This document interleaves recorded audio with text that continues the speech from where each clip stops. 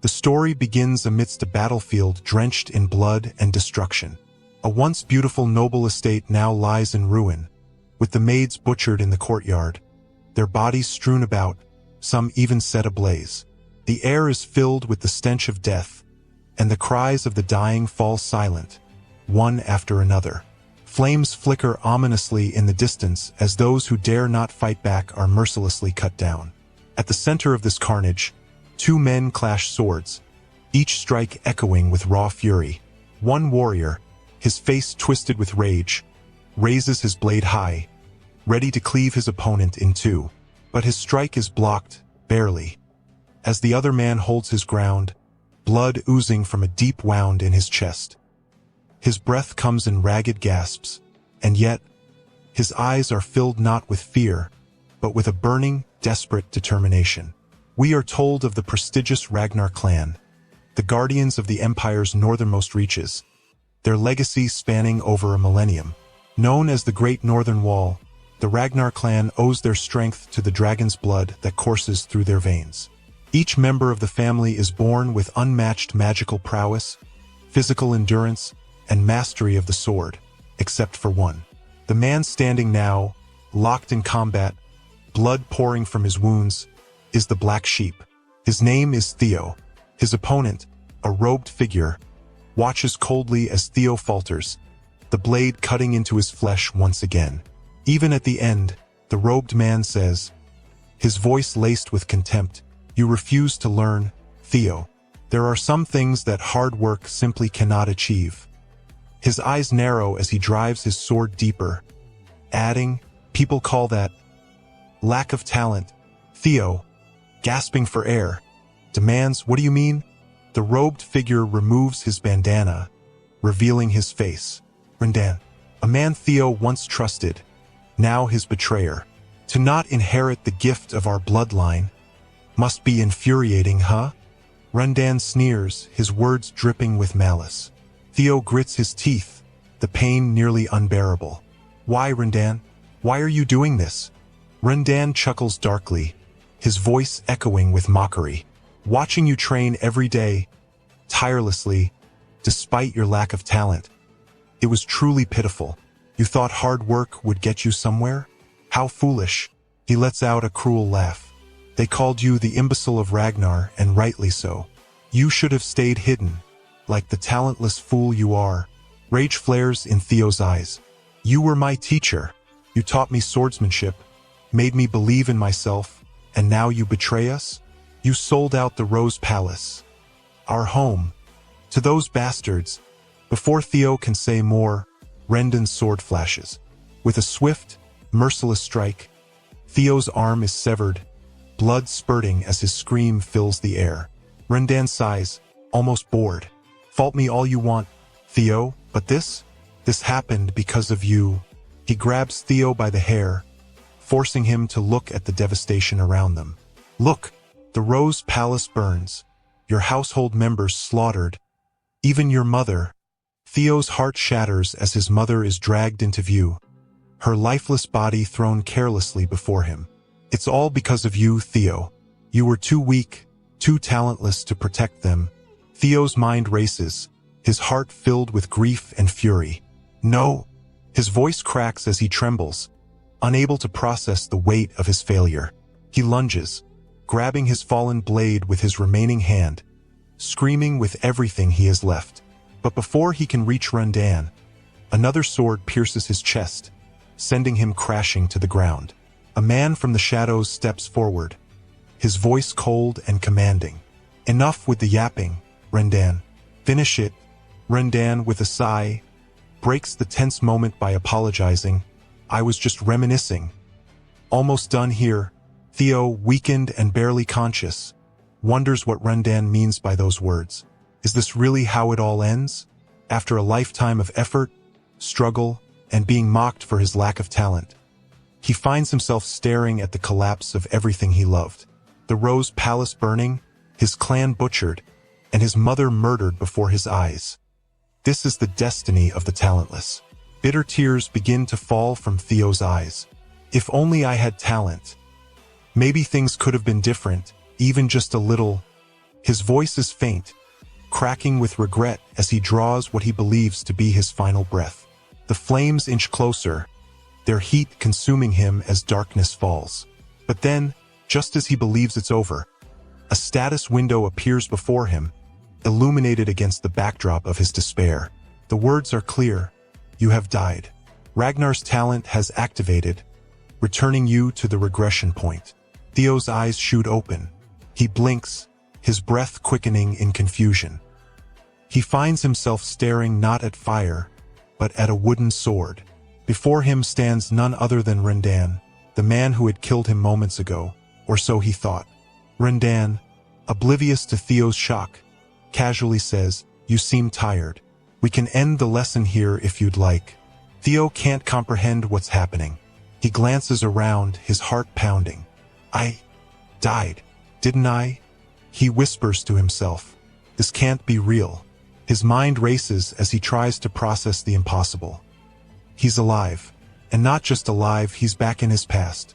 Rendan, still there, comments that Theo seems absent-minded today. But for Theo, it's much more than that. He's staring at the very face of his killer. Is this a flashback? Theo mutters in disbelief. He feels a creeping sense of madness, wondering if death is playing some cruel trick on him in his final moments.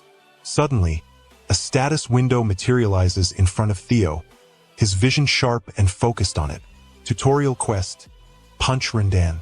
Theo looks back and forth between the window and Rendan, unsure what to make of it. His fist clenches. Is this how flashbacks work?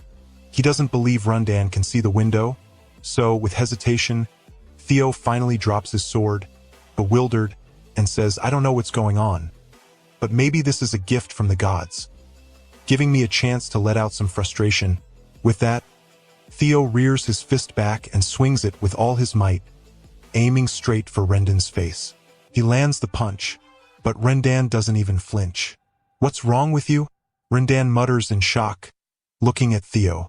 Theo's punch felt weak, almost soft. Is this what it's like to punch someone in a dream? His frustration builds. No, this can't be it.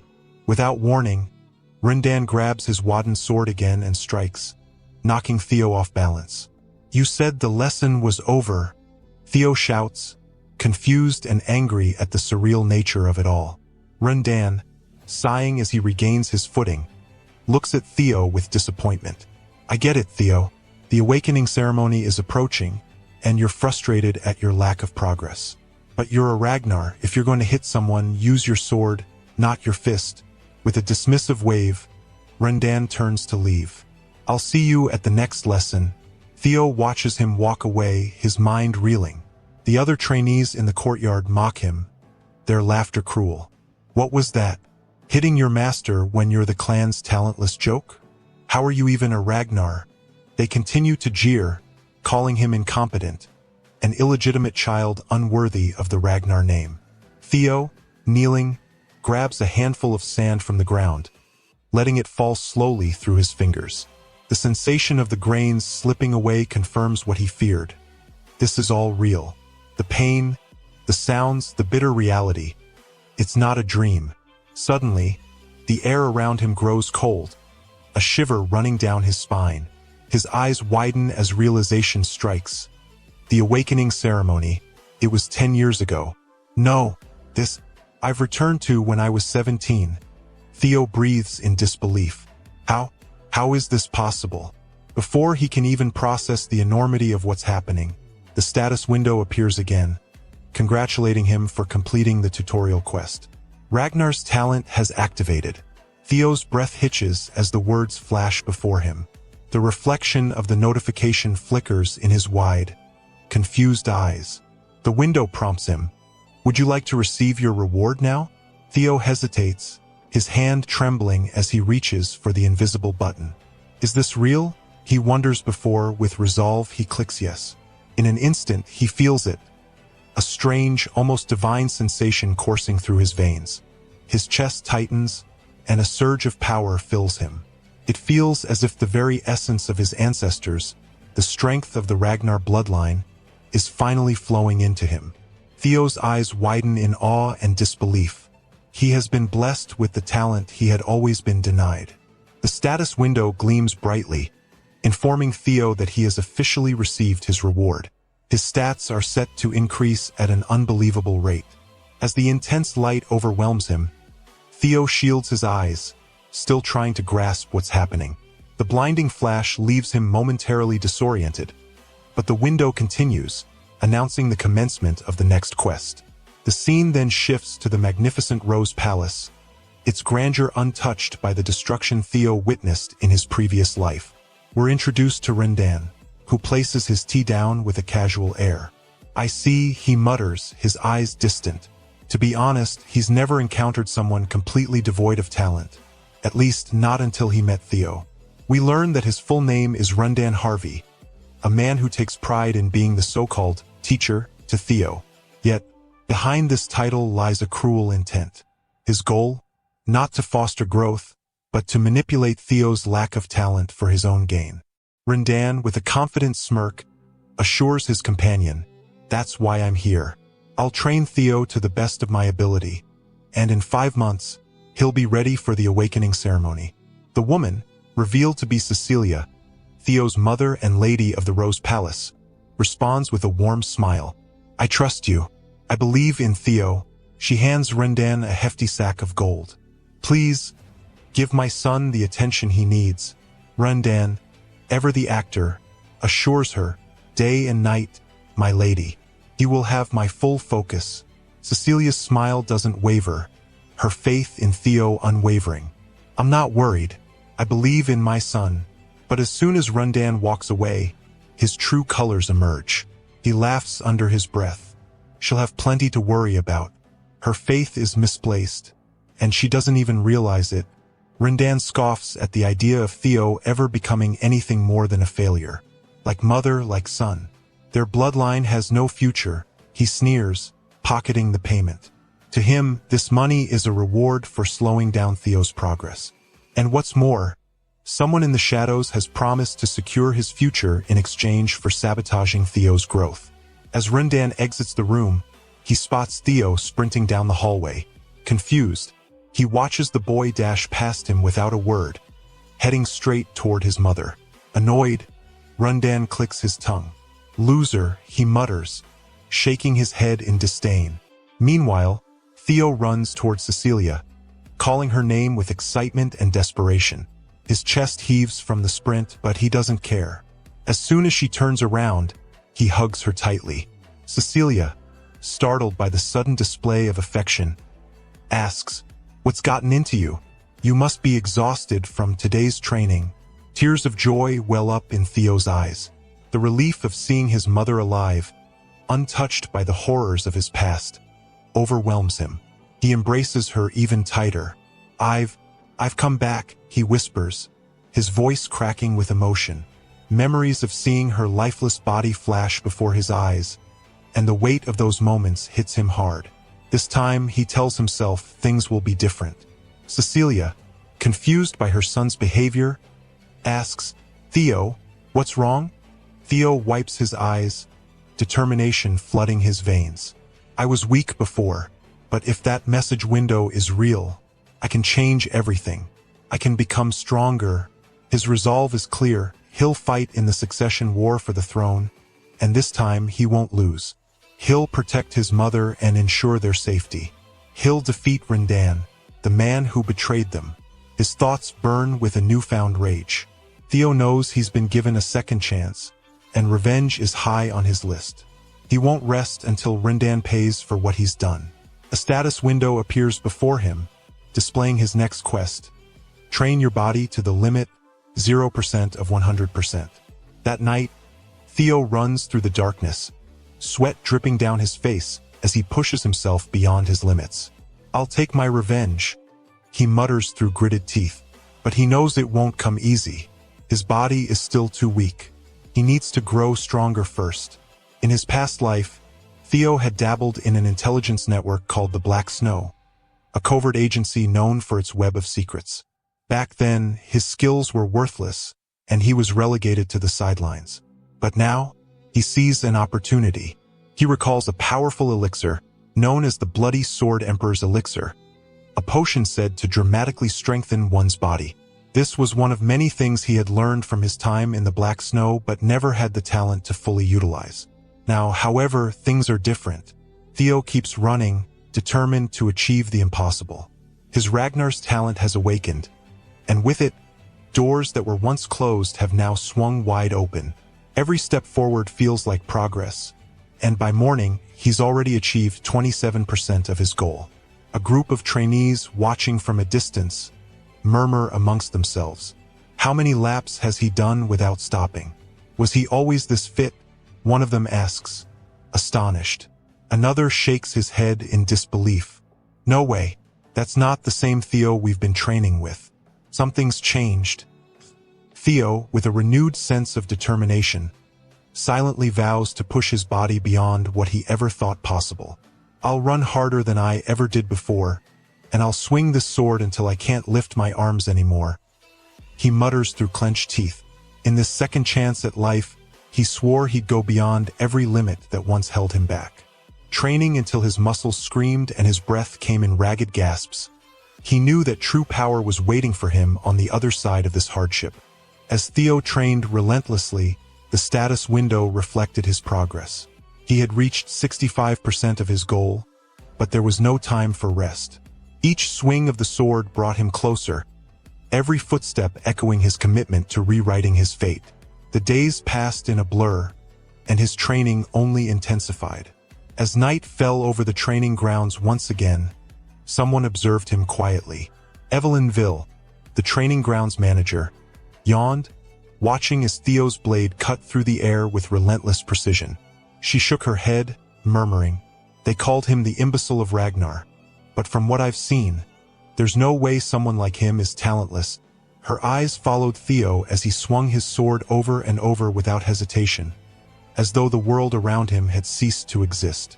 His eyes, burning with fiery determination, showed no sign of surrender, even as his body neared exhaustion.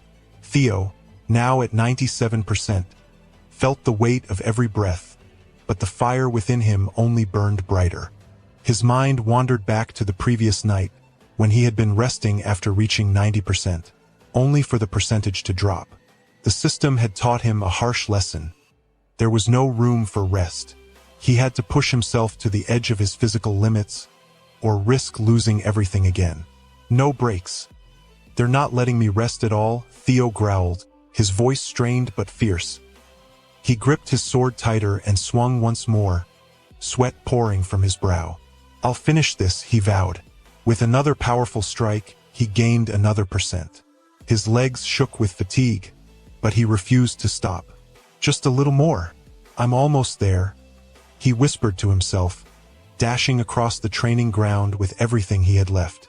Evelyn watched in awe as Theo, seemingly on the verge of collapse, sprinted around the arena like a madman. "How is he still moving?" she muttered, shaking her head in disbelief. His body screamed for rest, but his spirit refused to yield. Theo continued running, his vision blurring, his body teetering on the edge of consciousness. Then, finally, the window flashed. 99%, 100%. The instant relief flooded through him, and Theo's legs gave out. He fell to the ground, utterly drained. As he lay there, gasping for air, the system window appeared again, announcing, "Second tutorial quest completed. Reward: Dragon's Heart obtained." A bonus message followed. "Due to completing the quest in record time, you have been granted 10 years worth of your past life's magic power." Theo's lips curled into a faint smile, though his body was too exhausted to celebrate. The system asked if he wanted to claim his reward now. With a trembling hand, Theo raised it just high enough to tap yes. Instantly, a wave of energy surged through him, filling his body with a radiant blue aura. It wrapped around him, cocooning him in its power. Evelyn, still watching from the sidelines, felt the shockwaves emanating from Theo and gasped. The ground beneath her feet trembled as the aura grew more intense. A few hours later, Theo opened his eyes, blinking against the sunlight streaming in from a nearby window. Confused, he looked around. This wasn't the training ground.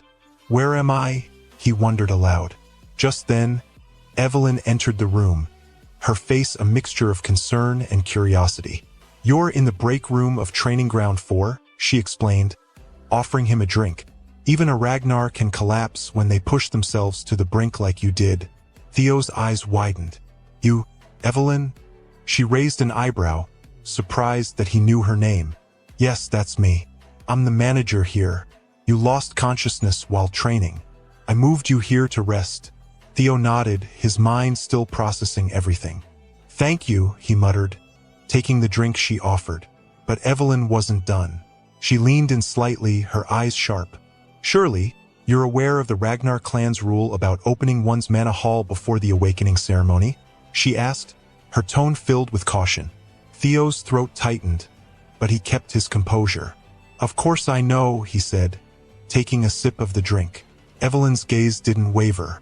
"Then you also know what happens if someone breaks that rule, right?" Theo met her eyes, curiosity sparking in his own. "Why are you asking me this?" Evelyn's expression darkened slightly. "Because right before you passed out, there was a massive mana wave.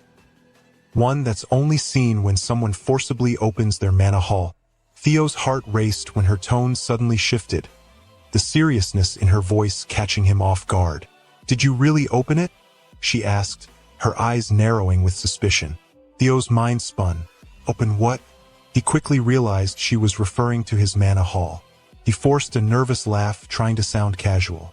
"If I'd opened it, I wouldn't still be alive, would I?" Despite his attempt at lightness, he could feel a strange sensation deep in his chest. The faint pulse of the dragon heart he had obtained as a reward. Sweat beaded on his forehead as he tried to keep calm. She must be mistaken about the mana, he thought, his heart pounding harder. We learned that the dragon heart serves as a conduit where a mana hall could be placed, making it significantly more efficient than normal.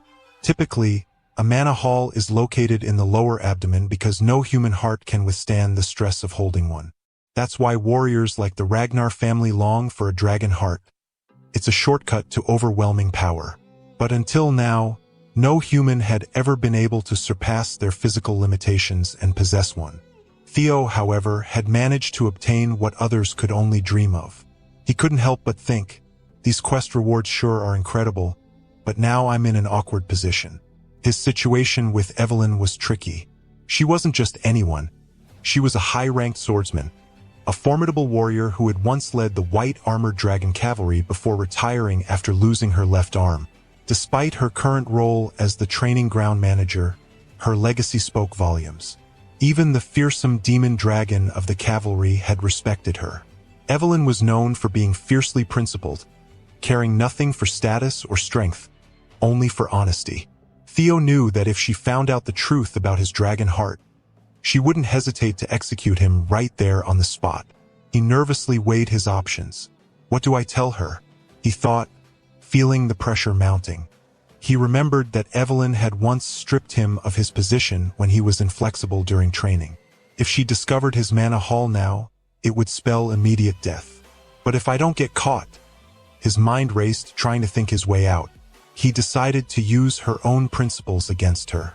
With a calmness that belied his panic, Theo met her gaze and said, "Evelyn, can you handle the consequences of spreading false rumors? I'm an heir of Ragnar. If the clan finds out you were suspicious of me without reason, it won't be good for you." She froze, considering his words. "That's true," she muttered, knowing the weight of the rules she upheld. He pressed on, his tone firm. "Do you know the punishment for humiliating an heir?" Her face paled as she answered, "Execution?" Theo nodded. "Exactly. So go ahead and check if you must." He took a deep breath, mentally bracing himself for whatever came next. He knew Evelyn was bound by the rules, and this would make her think twice. Inside, he was trembling, but outwardly, he kept his composure. Evelyn's eyes narrowed as she said, "Fine, but rules are rules, even for a Ragnar." She infused mana into her hand, her expression hardening. "Excuse me while I check." As she placed her hand on his abdomen to scan for a mana hall, Theo's heart thumped wildly. What if she finds out? But after a moment, her expression shifted to confusion. "There's nothing here," she whispered, perplexed. You don't have a mana hall. I was wrong. Her hands trembled as she pulled back, her mind struggling to accept what she had just discovered. That's not possible, she mumbled.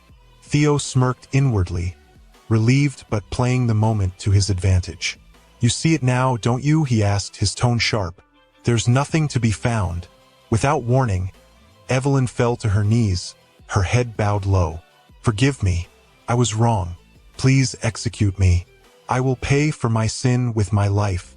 Her voice quivered, and for a moment, she seemed truly broken by her error.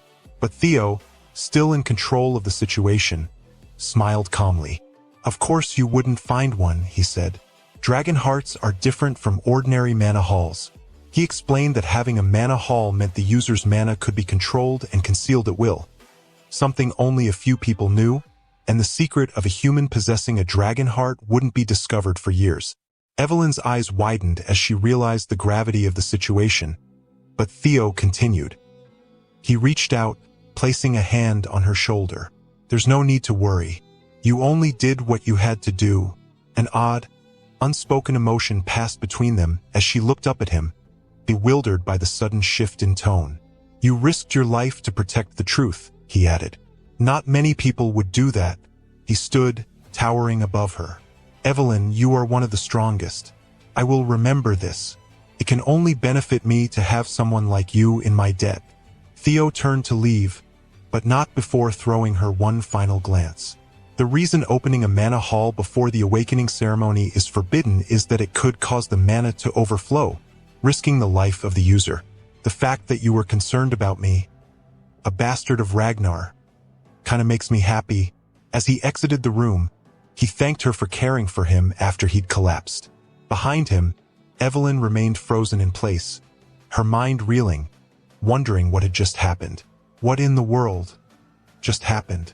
She thought, still kneeling. Theo walked away with a sense of satisfaction.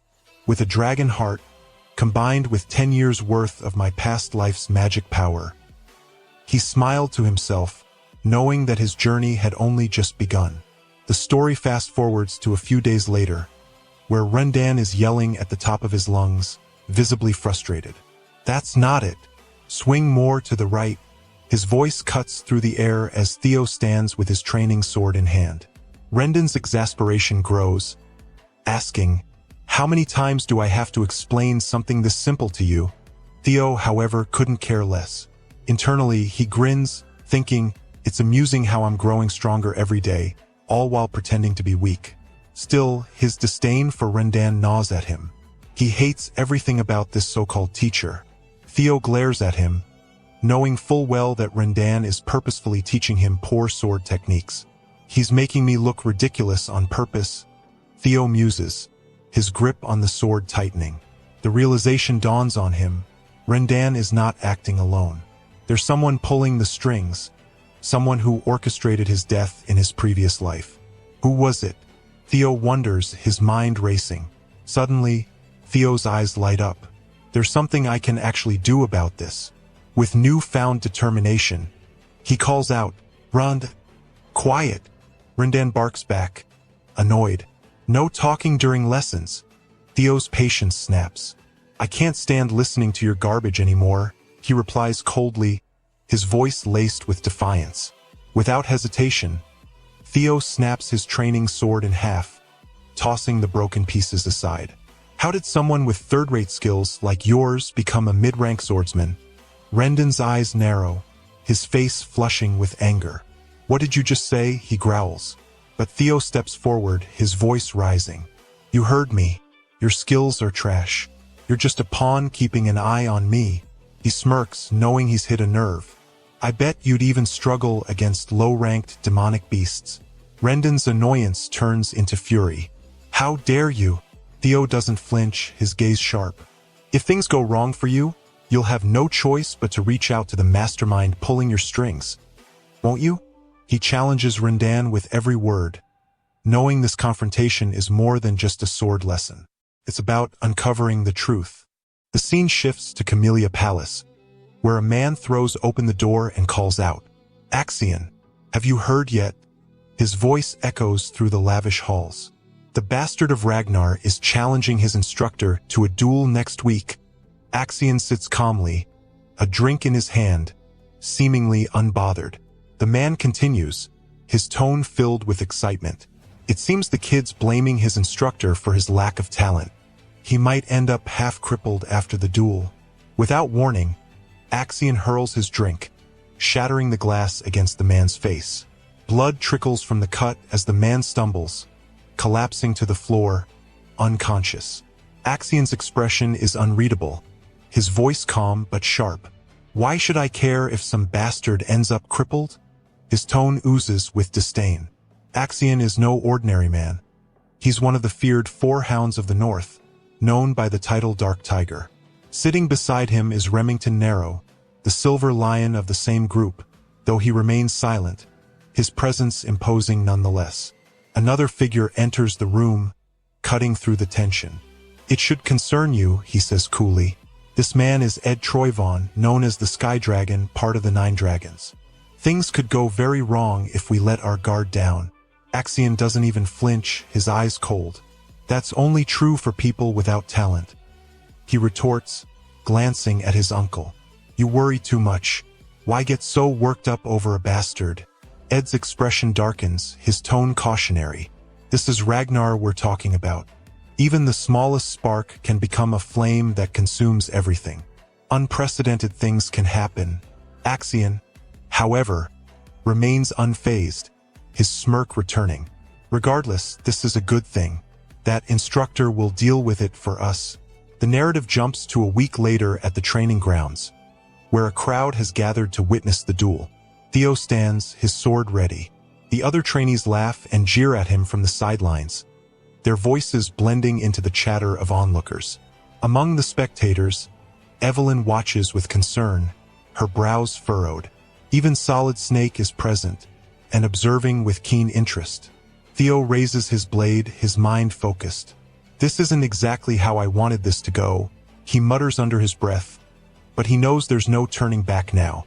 We flash back to the moment when Theo confronts Evelyn about her surprising suggestion. What are you doing? He asks, his eyes narrowed with suspicion. Evelyn, always calm and composed, simply replies, it was only a gesture of goodwill, Theo. If you're really planning to cut him out, you have to be thorough. Firing him won't solve the problem. He's backed by someone. Theo's brow furrows. How do you know that? With a sharp look in her eyes, she sets down her tea and explains, because the way he was teaching you was suspicious. That weird sword style didn't sit right with me, so I had someone investigate him. The techniques he used were excessive, unnecessary, and off. I couldn't help but wonder where such a disgraceful teacher came from. Theo's mind races. Evelyn never realized this in my previous life, he thinks, taken aback by her intuition. Is it because of what happened with the Monal incident? Has that caught her attention this time around? Evelyn continues, her voice lowering slightly. From my investigation, all of Rendon's traces lead back to one place. Chamia Palace. Theo's eyes widen, shock flooding him. Chamia Palace? So this really is tied to the miserable war for the throne. Anger rises in his chest, but he forces himself to calm down. It's surprising how much she's uncovered. Still, I can't beat Rendon with my current skills, he thinks, his voice steadying. What's your plan now? Evelyn gives a knowing smile. You're underestimating yourself, Theo. You can win, you've got more potential than you think. Back in the present, the battle rages on. Rendon, smirking with false confidence, charges at Theo. Kneel now, and I might forgive you, he shouts. His sword slicing the air with a vicious swing aimed straight at Theo. But Theo blocks it, his face not betraying the slightest sign of strain. Rendon falters. Something feels off. Why isn't he struggling? Rendon thinks, swinging wildly again and again, but Theo deflects every attack with ease. Rendon's growing frustration is palpable as he mutters, how is this happening? His skills. This isn't the Theo I remember. He's changed. Desperation creeps into Rendon's strikes. He swings harder, faster, but Theo's defenses hold strong. In the crowd, Remington watches closely, his expression unreadable, while the other trainees murmur in shock. "Wait. He's not being pushed back," one of them whispers. "He's actually fending off the attacks." Another gasps, disbelief filling their voices. From her vantage point, Evelyn smiles knowingly. Exactly as expected, she thinks. 1 week of my training was more than enough. Theo is more than capable of handling someone like Rindan. As Theo blocks another blow, he allows a smirk to slip across his face. Who would have thought things would turn out this way? It was more than worth getting Evelyn indebted to me. But one question still gnaws at him, and without lowering his sword, Theo asks, "Why are you helping me so much? Is it because of what happened last time?" Evelyn's smile softens, but there's something calculating behind her eyes. "That's part of it," she admits. "But also, I know someone who would be very interested in you. He's obsessed with collecting talent." Back in the duel, Rendan's face grows more panicked with every swing. His breath comes in short gasps, his attacks becoming sloppier by the second. "This can't be. Theo had no talent. Not a shred," he mutters, the disbelief clear in his voice. Was he acting this whole time? Rendan thinks, his mind spiraling. But why would he pretend to be so useless? Theo seizes the moment, his voice calm but laced with venom. "Who's backing you, Rendan?" Rendan's eyes flash with panic as he tries to recover his composure. "What are you talking about? Did you really think I wouldn't notice?" Theo's voice grows darker. "You've been teaching me garbage this entire time, and you expect me to believe that was an accident? That's absurd." Rendan shouts, the fear in his voice betraying his denial. "I worked hard to teach you." Theo cuts him off, his tone cold and lethal. "Chamia Palace, right? You're working for them." A shiver runs down Rendan's spine. His eyes widen in shock, and Theo's smirk deepens. "Good," Theo says quietly, "at least you're honest." He steps forward, his blade gleaming in the light, and whispers, "Do you know what it feels like to lose an arm, Rendan? Because you're about to find out." Theo, his face grim with determination, dashes forward. His blade swings upward with terrifying speed, targeting Rendan's arm, just as Rendan had done to him in his previous life. Before Rendan can even comprehend what's happening, his arm is severed from his body. Time seems to slow as the dismembered limb spirals through the air, moving farther and farther away. Rendan's face twists in disbelief, his mouth agape as he watches his arm detach from him. Pain surges through his body, and with a guttural scream, he collapses to the floor, writhing in agony. Theo stands above him, his expression cold and unyielding. Even Remington, who had been watching silently, widens his eyes in astonishment at the brutality of the attack. Rendan's screams of agony fill the air, but Theo feels no sympathy. His heart is set on seeing this man suffer. As Rendan struggles on the ground, he hurls insults at Theo, rage and fear mixing in his voice. "How dare you?" he spits, his voice shaking. "How dare you do this to me?" But Theo, calm and collected, steps forward, each step deliberate and filled with purpose. With this, he says softly, as if speaking only to himself, "I'm certain now. I've become stronger, stronger than before." His voice hardens, and there's still more room for me to grow. He crouches down, leveling his gaze with Rendan's terrified eyes. "Do you remember what you said to me last time?" Theo's voice is low but carries the weight of revenge. Rendan's face twists in confusion. "Last time? What are you talking about?" Theo's grip tightens around his blade, the steel gleaming in the light. "You said it was my fault that I had come to this. Well, now it's your fault that you're dying here today." Theo's words are laced with venom. "The Ragnar clan believes in the rule of the strong, and you, Rendan, you're the weakest." Rendan's eyes widen as Theo utters the very same words he had used when he killed Theo in his past life. Panic grips him.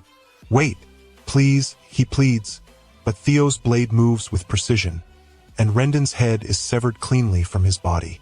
In his final moments, Rendan's consciousness fades, his last sight being his own headless body crumpling to the ground. Theo stands over the lifeless corpse, victorious.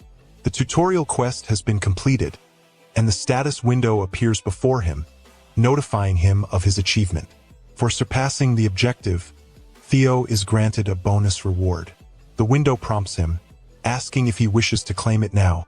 But Theo simply stares at the lifeless form of Rendan, the man who had once tormented him. Around him, the trainees, who had been mere spectators, are frozen in shock. He actually won, one of them mutters, disbelief evident in their voice. How is that possible? Theo's just an apprentice swordsman, and Rendan was mid-tier. The murmurs grow louder, their astonishment impossible to hide. But Theo isn't concerned with their awe. His eyes narrow as he looks down at Rendan's corpse with disgust. I suffered because of this weakling in my past life, he mutters under his breath. But now things are different. He dismisses Rendan's corpse with a wave of his hand as the status window informs him of an additional reward, an ability called Observation. Not only that, but he has also regained 1 year's worth of magic power from his past life. Theo blinks in surprise at the additional reward. My magic power. Again? But his curiosity is piqued by the newly acquired ability. Observation. What could that be? Before he can reflect further, the ground beneath him shatters as an overwhelming aura fills the space. Theo whirls around just in time to see a man land with the force of a meteor, sending shockwaves throughout the training grounds. The aura is suffocating, radiating power that leaves the onlookers speechless. Theo's heart skips a beat. That aura. The man calls out Theo's name in a booming voice, and as Theo turns to face him, he realizes it's none other than Julius Ragnar, the demon dragon, commander of the white-armored dragon cavalry. Even Evelyn, who had been confident and composed throughout the duel, looks stunned by his sudden appearance. Julius? Theo mutters, incredulous. What's he doing here? How long has he been watching? Evelyn grits her teeth, clearly annoyed at Julius for smashing through the floor instead of entering like a normal person. Seriously, Julius, must you always destroy everything in your path? She grumbles under her breath. Julius strides forward, his sheer presence exuding raw power. Theo braces himself, expecting the worst as Julius's eyes glow a menacing red. What did I do to deserve this? Theo wonders, beads of sweat forming on his brow. But to Theo's utter confusion, Julius bursts out laughing. His laughter echoes through the grounds, and before Theo can react, Julius slaps him hard on the back. That was exciting, he roars with delight. I had no idea you were carrying around this much talent. Kid, you've surpassed your master. Theo blinks in disbelief, still processing Julius's sudden mood shift. Master, Julius scoffs, motioning towards Rendan's corpse. Though I suppose calling that trash your master is disrespectful, considering you just killed him. And by the looks of it, he had it coming. Theo remains stunned, wondering why Julius, the demon dragon himself, is here. Julius, still grinning, puts his hand on Theo's shoulder. Theo, he says firmly, his red eyes gleaming, come join the white-armored dragon cavalry. The trainees watching gasp in disbelief. Even Remington, who had been silent until now, looks intrigued. No way, one of the trainees whispers, unable to fathom what's happening. The imbecile of Ragnar got scouted into the white-armored dragon knights? The disbelief spreads through the crowd, and Remington, his voice steady, calls out to one of the stunned trainees. Has there ever been a case where an apprentice swordsman, someone who hasn't even undergone the awakening ceremony, was scouted? The trainee, still shocked by the scene, replies, not that I know of. Remington, observing Theo with keen interest, states, of course there hasn't. It's impossible to gauge someone's true potential while their mana hall is still closed. Even if their swordsmanship was exceptional, their magic power could be lacking. He pauses, then adds, no matter how great Julius is, even he can't be absolutely sure. But it seems like Julius knows something the rest of us don't. What kind of potential did he see in Theo? Remington's mind whirred with questions. Could Julius possibly have seen something hidden in Theo? Something the rest of them were blind to? He wondered if Julius's sudden interest in Theo was a sign of more changes to come, and perhaps a chance for others to catch the dragon's eye. Theo, standing firm amidst the silence, takes a deep breath and, with a stern expression, says, "I must decline." The entire arena falls into stunned silence. Julius, taken completely off guard, looks dumbfounded. Even Remington seems utterly shocked. Evelyn drops her cigarette in disbelief, and the crowd freezes, wondering what just happened. Moments later, the trainees start whispering amongst themselves, trying to make sense of what they just witnessed. The rumor mill churns quickly, and soon after, we see a maid sprinting towards someone in training, her sword clashing against the air with exhaustion visible on her face. Word spreads that Theo declined Julius's offer, not because of arrogance, but because he believed his skills weren't yet up to the challenge. "A humble Ragnar," one trainee remarks. "Not something you see every day." The rumors make their way swiftly across the lands, reaching even Camellia Palace. Inside the palace, a woman, Emil Ragnar, the Lady of Camellia Palace, speaks with a mix of frustration and concern. "Things have become complicated. I can't believe Rindan was killed," she says, her voice laced with irritation. Ed Troy Vaughn, standing nearby, tries to soothe her worries. "There's no need for concern, sister. Didn't we assign Rindan because of his incompetence? His death means little to us." He reassures her with a calm voice, though the tension in the room remains palpable. Emil sighs. "His death is the least of my concerns," she admits. "The real problem is that the demon dragon, Julius Ragnar, personally reached out to Theo. Worse, it seems Evelyn was behind this whole ordeal. This means we can't interfere anymore by assigning Theo a new master. If he starts to gain favor, it'll be even more difficult to seize control of the Rose Palace." In the background, Axion Ragnar listens, arms crossed, frowning as he tries to follow his mother's growing worries. "What do you mean by standing out?" he asks dismissively. "You're making this sound more dangerous than it is. There's no way the clan head will suddenly take an interest in Theo. Our plans can proceed as usual." Emil's brow furrows in concern. "I'm not sure you understand. The easiest way for us to control the Rose Palace without offending the clan leader is for Theo to remain powerless." Axion shrugs, his tone dismissive. "Theo is still powerless. I don't care if Evelyn and Julius are interested in underdogs. They've always had a thing for people with potential. But Theo? How much could someone like him really have changed?" Ed, standing to the side, narrows his eyes at Axion. "You're taking this too lightly," he warns. "We should have told Rindan to avoid any rash decisions." But Axion remains unfazed. "Mother and uncle, you worry too much. I'll pay Theo a visit myself. I'll play with him for a bit and make sure he knows his place." Back at the training grounds, the atmosphere is calmer as Evelyn approaches Theo. "You did a good job today," she praises him. Theo, wiping the sweat from his brow, nods. "Thanks. It's definitely different learning from a real master." Evelyn grins. "It would have been better if you had joined the White Armored Dragon Cavalry. Why did you turn it down?" Theo pauses for a moment, contemplating her question. "I'd be lying if I said I didn't regret it a little," he admits. "In my past life, it was a dream of mine. But now it's not enough. I need more. Joining the cavalry now would limit me." He straightens up, his eyes filled with determination. "If I can be the top performer in the awakening ceremony, the privileges that come with that will far surpass anything the White Armored Dragon Cavalry can offer. So, for now, I'll keep training with you. That's all I need until the ceremony." Evelyn, clearly impressed, smiles proudly. "I like that answer. Julius won't be disappointed either." Satisfied, Theo decides to test his newly acquired ability, observation. He glances at Evelyn, focusing on her with this skill. Theo activated his observation skill, and the details of Evelyn's age, title, rank, and even her current status flashed before him. It was then that he learned something surprising. She held a deep admiration for Theo's humility and character. Theo realized just how powerful this skill was. This is going to be incredibly useful, he thought, already plotting ways to take full advantage of it in the future.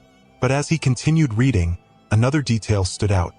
Her status mentioned a longing for the white-armored dragon cavalry, the group she once led with pride. Before he could dive deeper into his thoughts, a voice interrupted him. "Pardon me." A figure approached, introducing himself as Sybil Dara, from the Southern Inspection Post. Theo glanced at him, instinctively activating observation once again. The result was surprising and strange. Sybil's title read as the dunce of the Southern Inspection Post. An odd sensation crept over Theo as Sybil's eagerness to fight became apparent. It was as if he harbored an odd longing toward Theo. "This is unsettling," Theo thought with growing unease. "Is this guy some kind of freak?" The final tutorial quest flashed before Theo's eyes. Discard the title Imbecile of Ragnar. Sybil then spoke with surprising boldness. "I would like to follow you, young Master Theo. To be honest, I ignored you all this time because I truly believed that the title Imbecile of Ragnar fit you perfectly."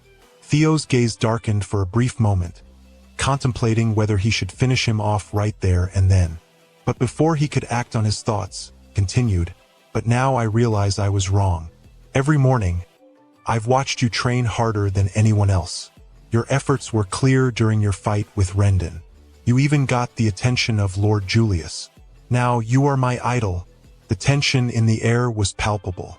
Theo wasn't sure whether Sybil was genuine or just insane, but based on his observation skill, it seemed Sybil's intentions were pure.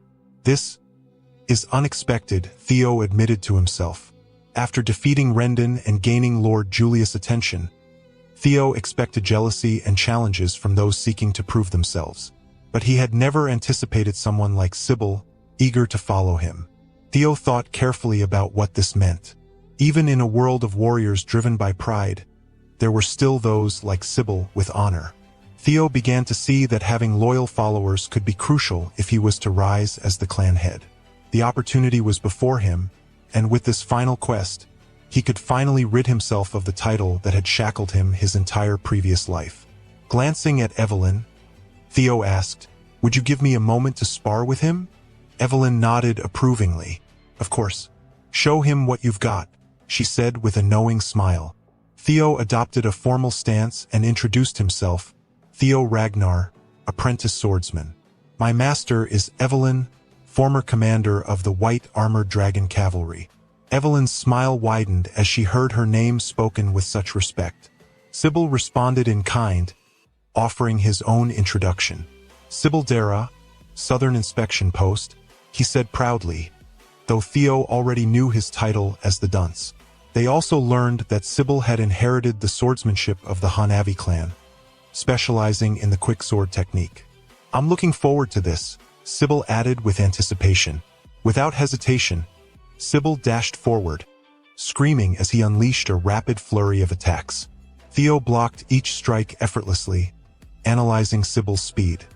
"He's faster than I expected," Theo mused, surprised by the intensity of the assault. Despite his unfortunate title, Sybil was quick and relentless. "Even if he's called a fool, his speed is no joke," Theo thought to himself. As Theo parried each blow, he reflected on how difficult this battle would have been in his previous life. Back then, he would have struggled to handle even a few of Sybil's strikes. But now he was different, stronger, more skilled. With calculated precision, Theo reared back his sword and swung with such force that it sent Sybil flying across the training ground. The impact was enough to make Sybil cough up blood, and he crashed into the far wall with a loud thud. Despite his condition, he smiled as he struggled to his feet. "As expected of you, Master Theo, I've learned a lot from this fight," he said, panting and wiping the blood from his lips. Theo stared at his reflection in his blade for a moment, lost in thought. Suddenly, an idea struck him. Could his observation skill be used on himself? He activated it, and to his surprise, it worked. His title, talents, and stats all appeared before him, though 4 of his talents remained locked, marked as access denied. His level showed as 1, and his stats were visible, but a strange field at the bottom was locked as well, its contents hidden from him. What caught Theo's eye was his luck stat. It was negative. A chill ran down his spine. "No wonder I was cursed in my previous life," Theo muttered. Could his string of misfortunes have all stemmed from this cursed stat? I'll have to find a way to raise my luck, he resolved. Luck would become another important element in his path to strength, alongside uncovering his hidden talents and overcoming the obstacles in his way. As Theo stood lost in thought, he suddenly became aware that he was surrounded by the other trainees, all staring at him with curious intensity. He wondered what was going on. Then, Evelyn stepped forward and said, "No matter how weak Rendon was, he was still a mid-ranked swordsman. The fact that you defeated him has earned you recognition, especially from Commander Julius." Among the Ragnar clan, when someone demonstrates strength, there are typically two reactions. They either become the subject of envy or admiration. Judging by their faces, it seems you've become the latter. The surrounding trainees nodded, murmuring to each other, confirming what Evelyn said. It seems like the rumors were true. If we were in Sybil's place, we doubt we could have even blocked Theo's sword. They began to give off an aura of battle-hungry energy, eager to test their own skills against Theo. Theo sighed, realizing he had to keep up appearances. He called out to one of the trainees he had already observed using his observation skill, a man named Iodi. The trainee was visibly surprised that Theo remembered his name. "Step forward, Iodi. I look forward to our sparring match," Theo said calmly. Iodi straightened up and replied, "It's an honor, young Master Theo. I am Iodi Naren, the third son of Viscount Naren, and I have trained in the swordsmanship style known as double ascension." The two men prepared for battle, and after exchanging a few respectful nods, they clashed blades. Theo's basic swordsmanship proficiency steadily increased as they fought, his movements becoming more fluid and precise. Iodi, determined to prove his worth, launched a heavy swing, aiming straight for Theo's neck. Theo glanced at the incoming strike but did not panic. With calculated ease, he deflected the blow and knocked Iodi's sword from his grasp.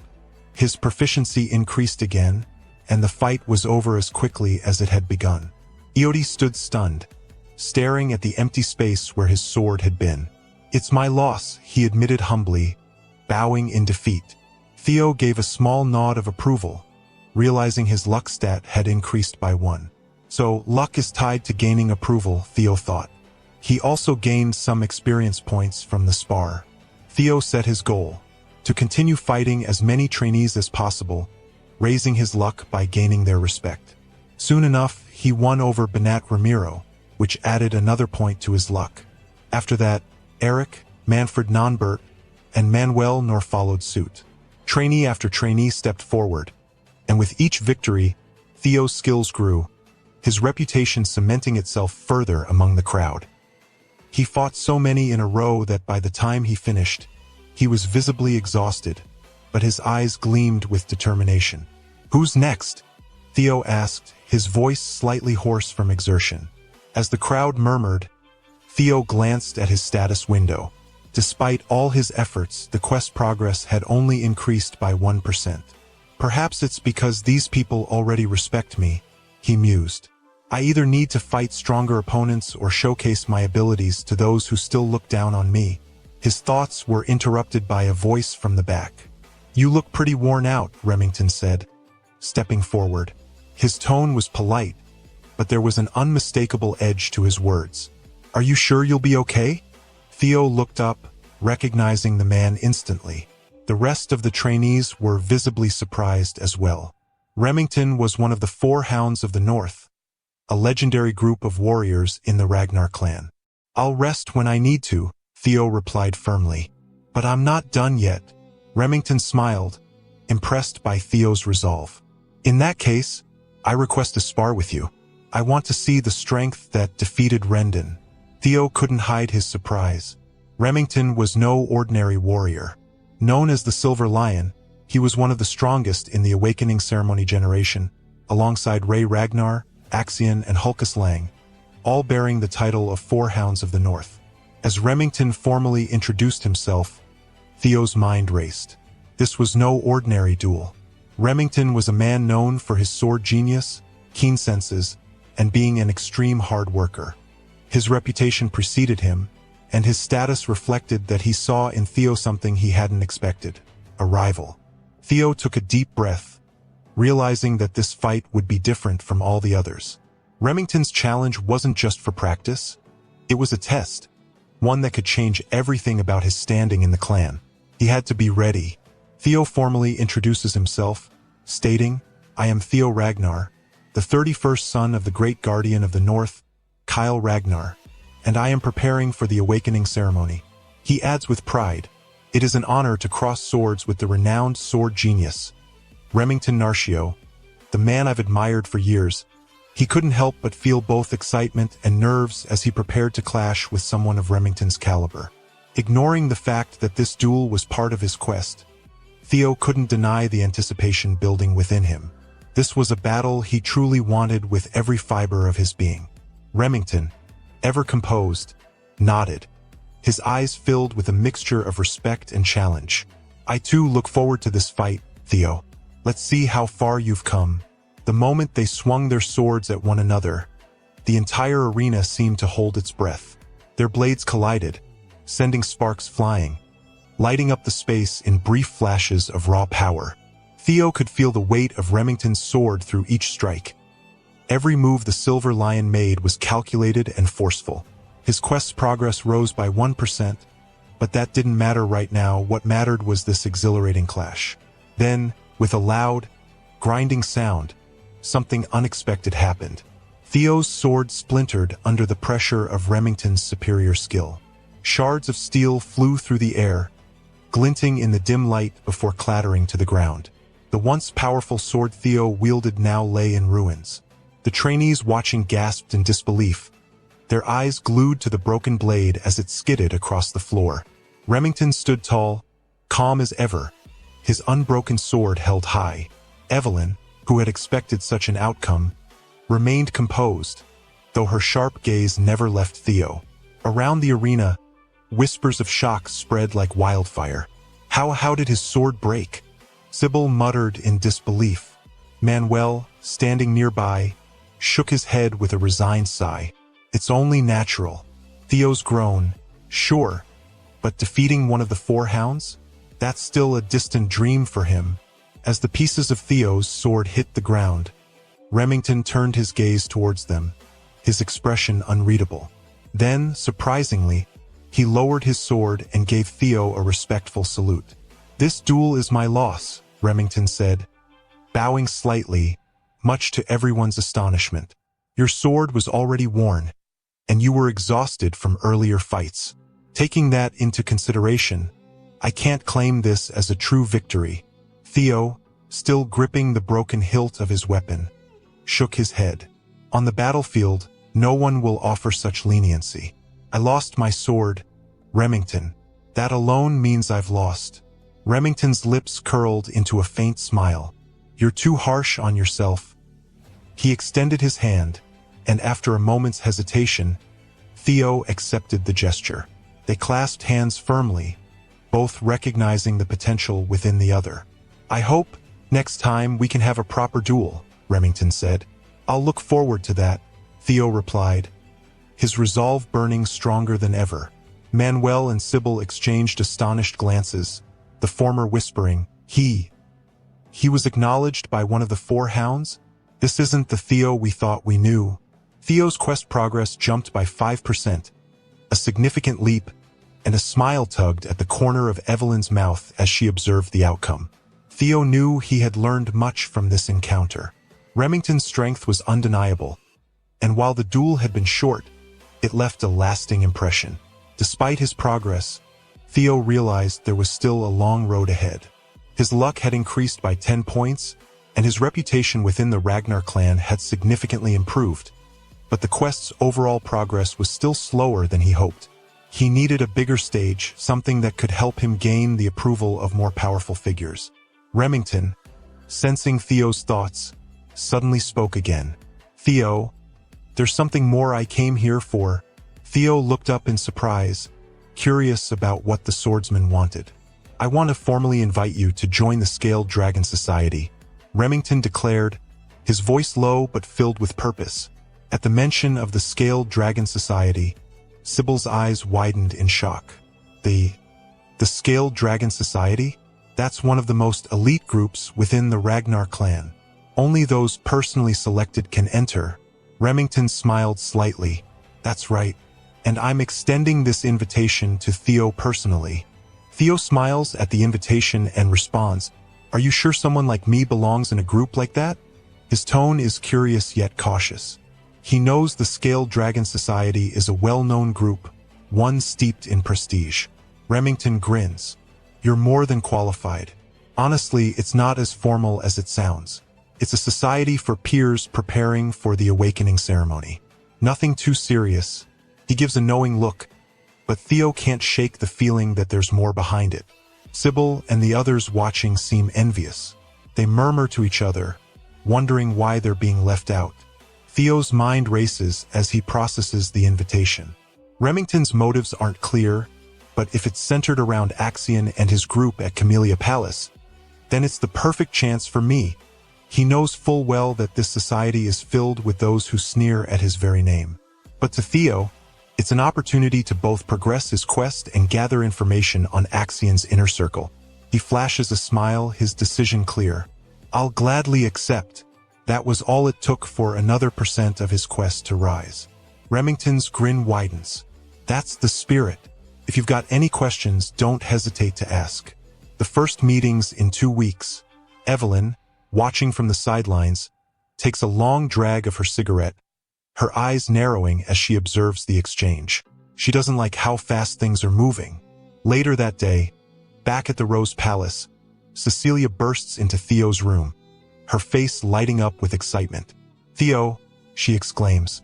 Her voice echoes across the room as she rushes toward him, several maids trailing behind. Theo turns, surprised at the commotion. "Mother, what's going on?" The room fills with the sound of her clapping, her joy palpable. "I heard about your invitation to the Scaled Dragon Society." She beams with pride. "With Axion, the son of Emil, and Remington present, you'll be scrutinized from the moment you step inside. Everything, from your attire to your manners, will be under a microscope." She begins measuring his shoulders, fussing over every little detail. "You have impeccable etiquette. I know that, but your appearance, how you carry yourself, those are different matters." Her hands linger on his shoulders, her expression softening. "Fortunately, that's something I can help with. Remember, I used to be an actress." Theo feels a lump rise in his throat as he listens to her. In his past life, he knew how much his mother despised that people called him the child of a common concubine. She bore that guilt even though it wasn't her fault. In the cold world of the Ragnar clan, her son's failures weighed heavy on her heart. Theo had been blind to it all before. She rests her head against his chest. "My dear son, I've always believed in you. I know you'll succeed." Theo's heart tightens. He embraces her, his voice soft but determined. "You don't have to worry anymore, Mother. Every step I take now, it's for both of us." He pauses, his eyes gleaming with a newfound resolve. "I'll show them. The Scaled Dragon Society won't know what hit them." 2 weeks later, the night of the banquet finally arrives. Outside, Remington stands beside a carriage, waiting. His eyes widen as Theo steps into view, dressed in formal attire that makes him look nothing like the boy he once knew. "Theo?" Remington's mouth hangs open in disbelief. "Is that really you?" Theo chuckles, slightly self-conscious. "You're teasing me, right?" Remington shakes his head, laughing. "No, I'm serious. You look completely different." His laughter is genuine, but Theo notices the admiration in his voice. "I've been training diligently," Theo replies. He recalls the past 2 weeks, days filled with relentless sword practice, with Remington visiting daily, helping him hone his skills.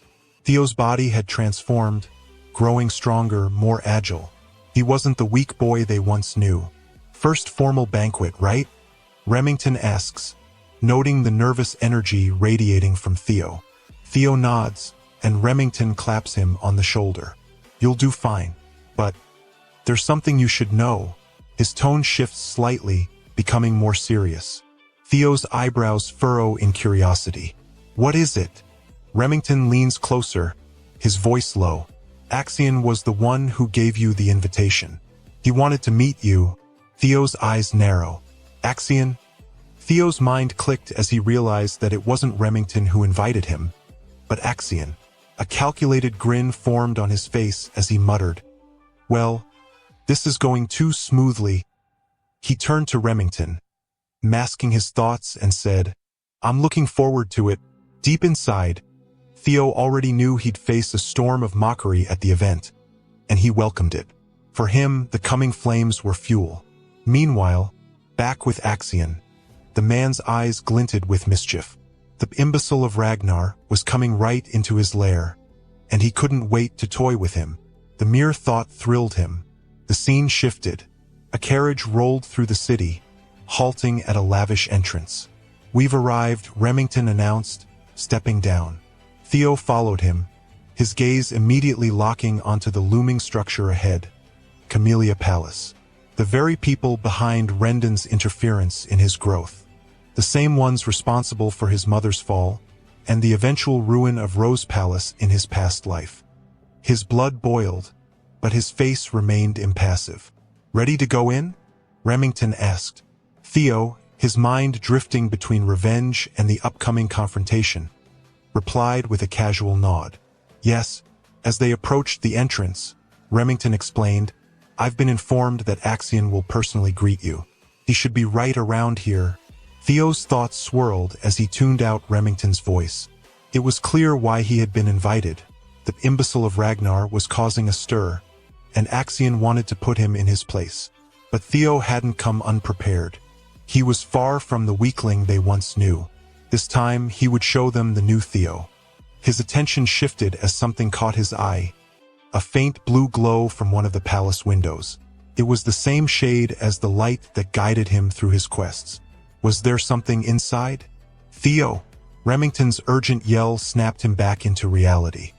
He barely had time to register as an explosion sent a white cloud of dust spiraling from where he had just been standing. "Are you all right?" Remington asked, clearly rattled. "I'm fine," Theo replied, brushing off the dust.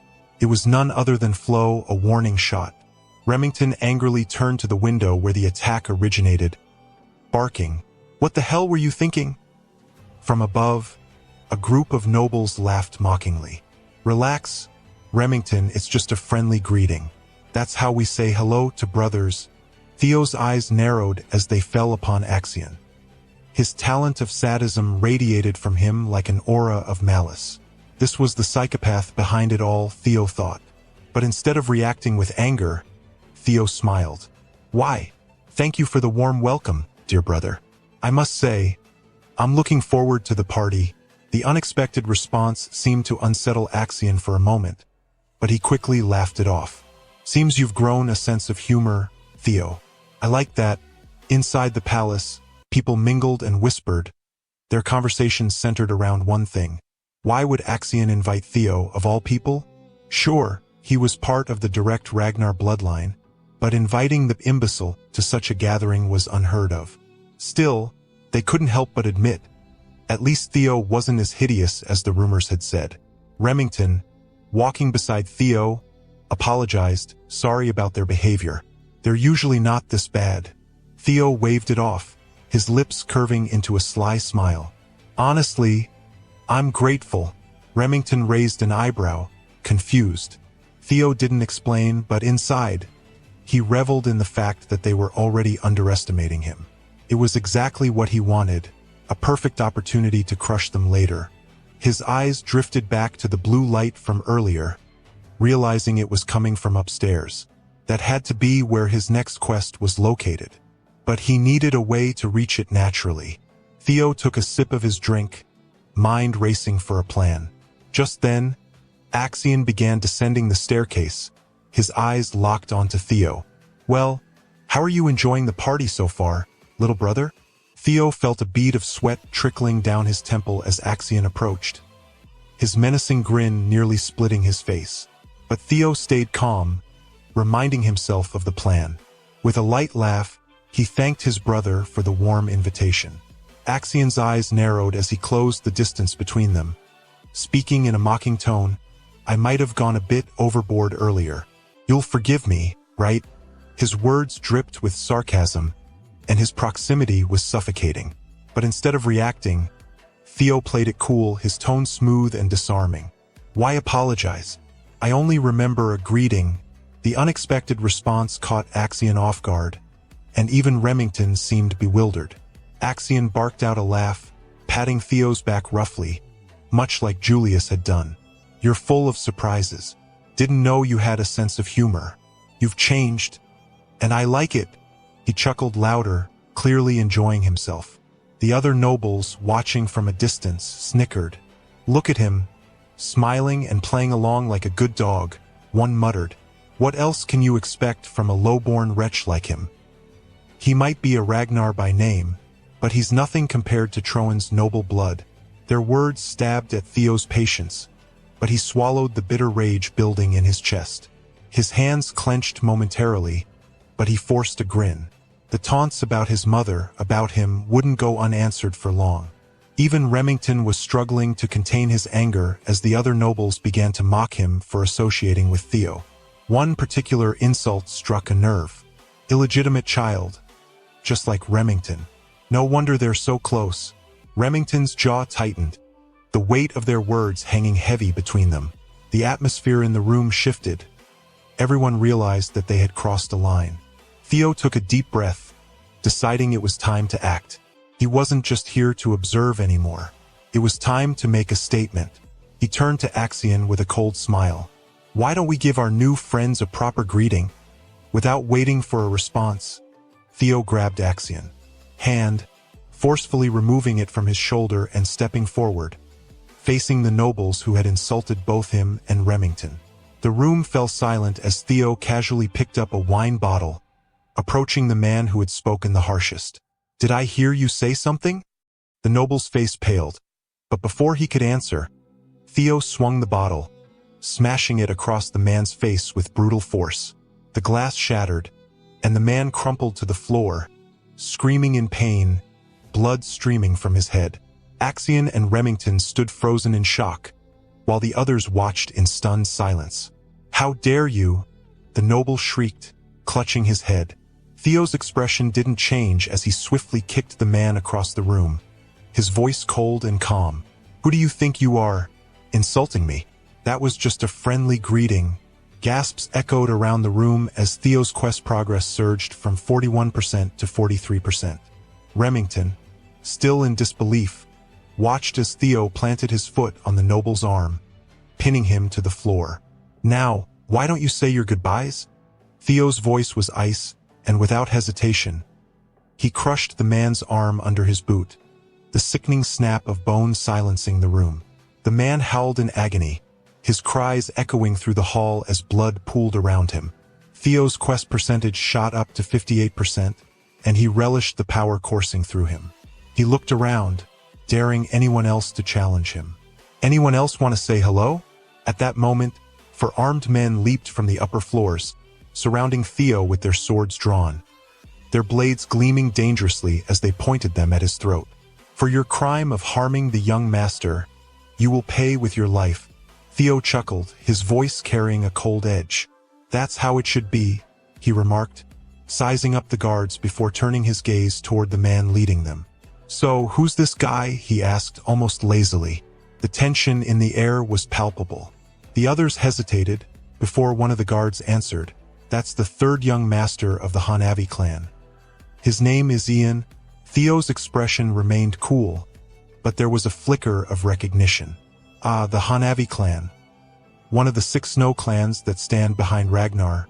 His tone shifted slightly, now with a hint of condescension. I guess I should have expected you wouldn't sit quietly while the imbecile you all look down on suddenly decides to act out. His gaze swept over them. So what? The guards faltered, glancing at one another, their unease evident. Theo no longer intended to let anyone walk over him. He raised his voice, brimming with authority. Do the dogs of one of Ragnar's bannerman clans truly dare demand my death? His words sliced through the air like a blade. Are you all really prepared to take responsibility for what you're saying? Because I won't tolerate disrespect. The weight of his words hit them hard. The guards began to tremble. The oppressive aura Theo was now exuding impossible to ignore. Sweat beaded on their foreheads as they exchanged nervous glances. They had never felt this kind of presence from him before. Was this really the same imbecile of Ragnar they had always mocked? Suddenly, it dawned on them. Despite everything, Theo still had the direct bloodline of Ragnar. Ragnar, the Lord of the North, the ruler of the 6 snow clans. Declaring death upon Ragnar's blood could easily spell their own demise, or worse, the eradication of their entire clan. Such a thing had never applied to Theo. Until now, and it was becoming all too clear that times had changed. One of the guards opened his mouth to apologize, but Theo cut him off coldly. "Kill them all!" Before the guards could react, the sound of swords slicing through the air filled the room. In an instant, each of the 4 guards was beheaded, their heads rolling to the ground in a sickening display of blood and finality. The carnage unfolded too quickly for them to even scream. Theo stood, utterly unmoved by the bloodshed around him. The metallic ring of a blade being swung clean to shed blood from its surface echoed in the silence. A figure stepped forward, her presence commanding the room. Evelyn. As her blade gleamed in the dim light, the room's attention snapped toward her. Axion, standing dumbfounded, didn't expect to see her here, and even he couldn't hide his surprise. The percentage indicator from Theo's quest shot up to 70%, but that didn't distract him. Evelyn approached calmly and glanced at Theo. "When did you realize I was following you?" Theo smiled, almost in amusement. "It was a given," he replied. "Though I have to admit, thanks to you being here, I can flip the tables without a second thought." He turned his gaze back to the bloodied scene, the 4 decapitated guards and an unconscious Ian lying in the middle of it all. The sight before him was a testament to the power shift he had set in motion. Suddenly, a memory flashed, a conversation with Julius. His tone lighthearted but carrying that familiar edge. "You told me you weren't going to take on any more disciples," Julius had said with a sly grin. "Does that mean you've taken a liking to this one?"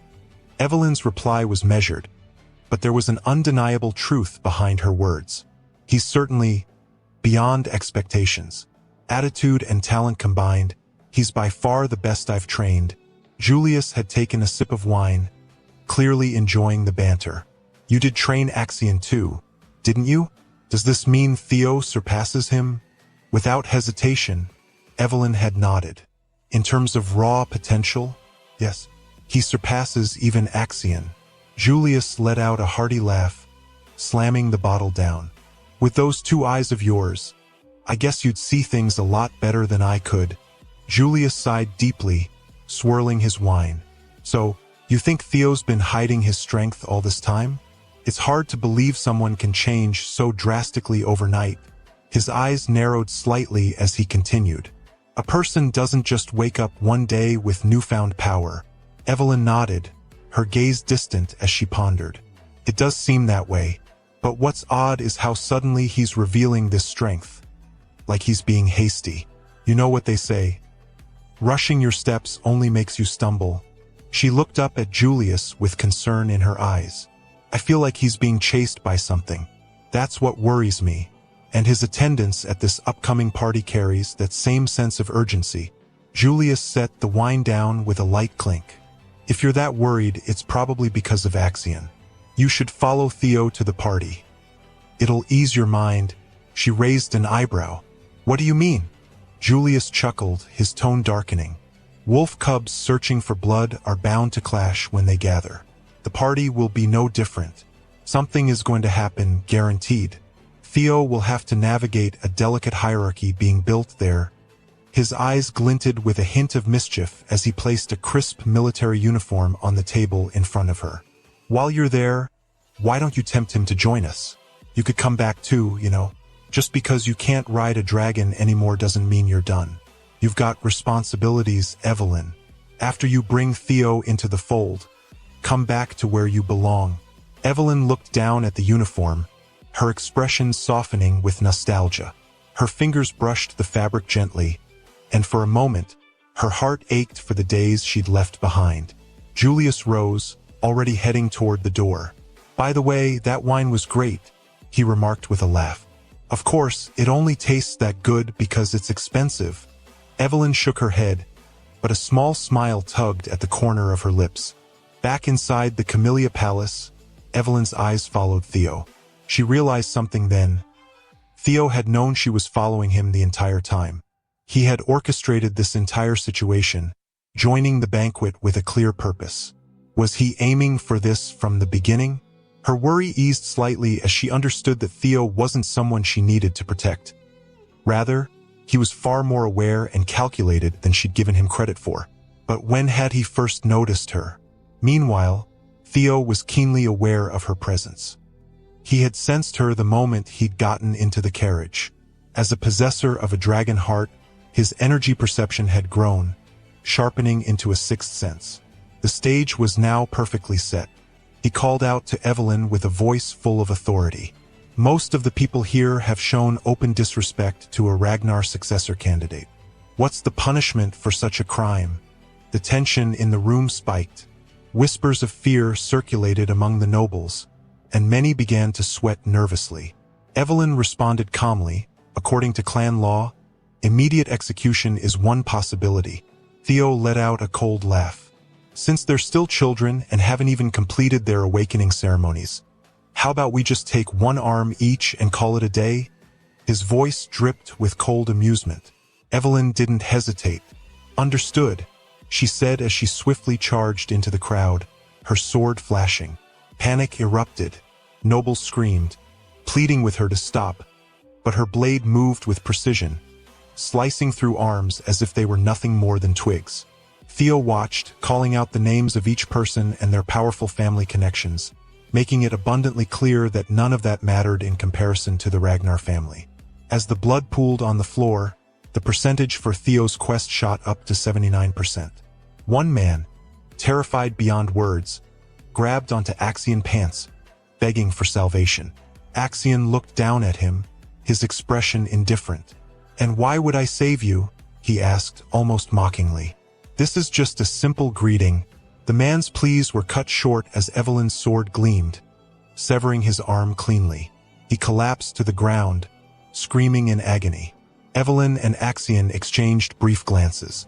"It's been a while," Axion said, his voice calm despite the chaos around them. Evelyn nodded. "Indeed, it has." Now the quest sat at 82%. Axion's eyes narrowed as he muttered to himself, realizing that Theo had manipulated the situation so that even Axion, as a fellow successor candidate, couldn't interfere.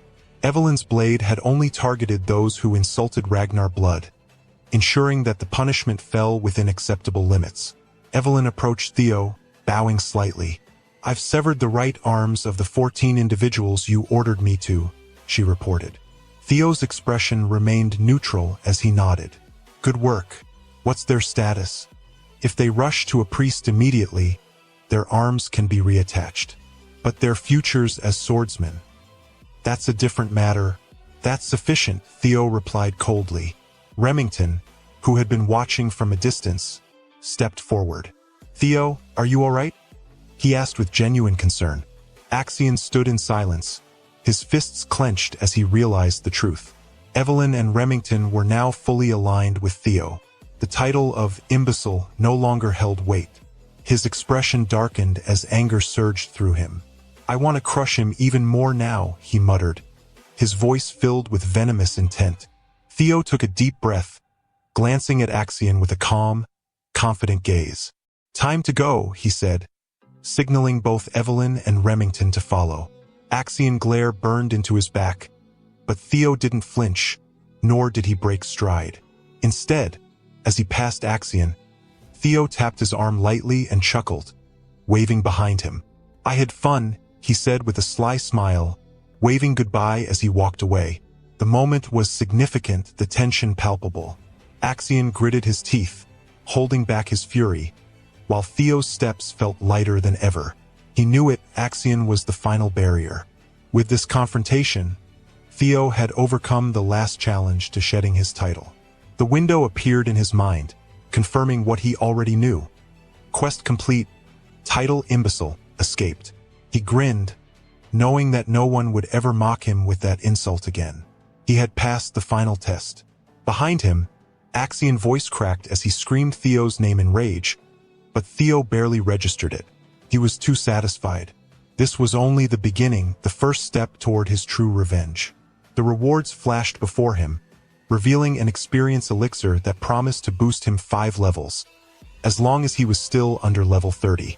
There might have been more rewards, but Theo was too focused on what lay ahead to fully take them in. As the sun began to set on the Camellia Palace, the scene shifted inside. Emile, seated at her desk, paused mid-signature, her pen hovering over the parchment. Her brow furrowed as one of her attendants whispered something to her. "Repeat that," she commanded. The news was not to her liking, and it was clear from the way her grip tightened on the fan in her hand. The scene transitioned sharply to a rowdy tavern, worlds away from the cold, calculated elegance of the palace. Inside, Sybil was practically bouncing with excitement, raising his glass in the air. A toast to Theo and his debut, he shouted, grinning from ear to ear. The trainees joined in, all drinking and laughing, the atmosphere full of camaraderie. Even Theo allowed himself to relax, taking a drink with the boys. The energy in the tavern was far more genuine than the stifling nobility of the palace. Back at the Camellia Palace, the tension escalated. A sharp slap echoed through the halls, and there was no mistaking the source. Emile stood, glaring down at Axion, her eyes blazing with fury. "You gave that imbecile justification, and you allowed people to get their arms cut off," she hissed, her voice filled with venom. Axion barely looked at her, turning his head to the side with a resigned expression. "Yes," he muttered. Her fan snapped shut with a loud crack as she lashed out at him again. "Does that make any sense to you? How many times have I warned you not to take him lightly? Not only have you failed to pressure him into submission, but you've also given him every reason to go wild." Her tone was bitter, her frustration palpable. She paced back and forth, trying to regain her composure. "I told you before, if Theo stands out, it will make things much harder to seize control of the Rose Palace." Through the window, she gazed out at the distant estate, a reminder of what was at stake. Action's voice was flat, barely containing his own anger.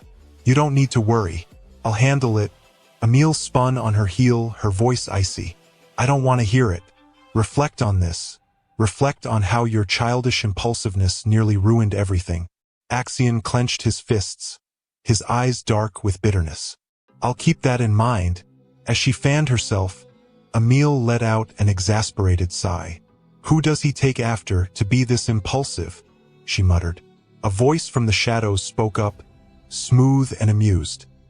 "He's exactly like you when you were young." It was Ed, stepping forward with a teasing smile. Emile glared at him. "Is that supposed to be a joke?" Ed raised an eyebrow, shaking his head slightly. "No need to be so angry. This incident might not be such a disaster after all." Her eyes narrowed in suspicion. "What do you mean?" Ed's tone was measured, full of calculated precision. The Rose Palace has always been difficult to wrestle control over, mostly because it's part of the clan head's harem. Even though it's a place for third-rate heirs, it still has the clan head's backing.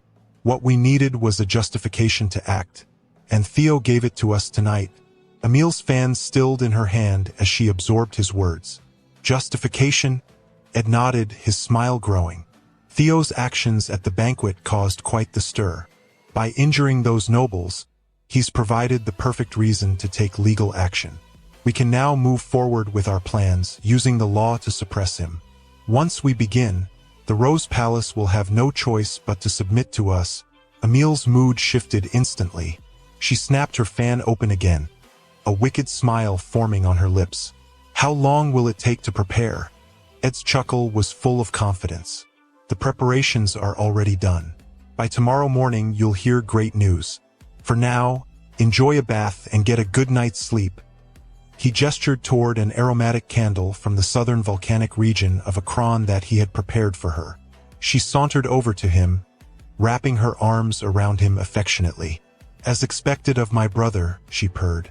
"This is why I love you."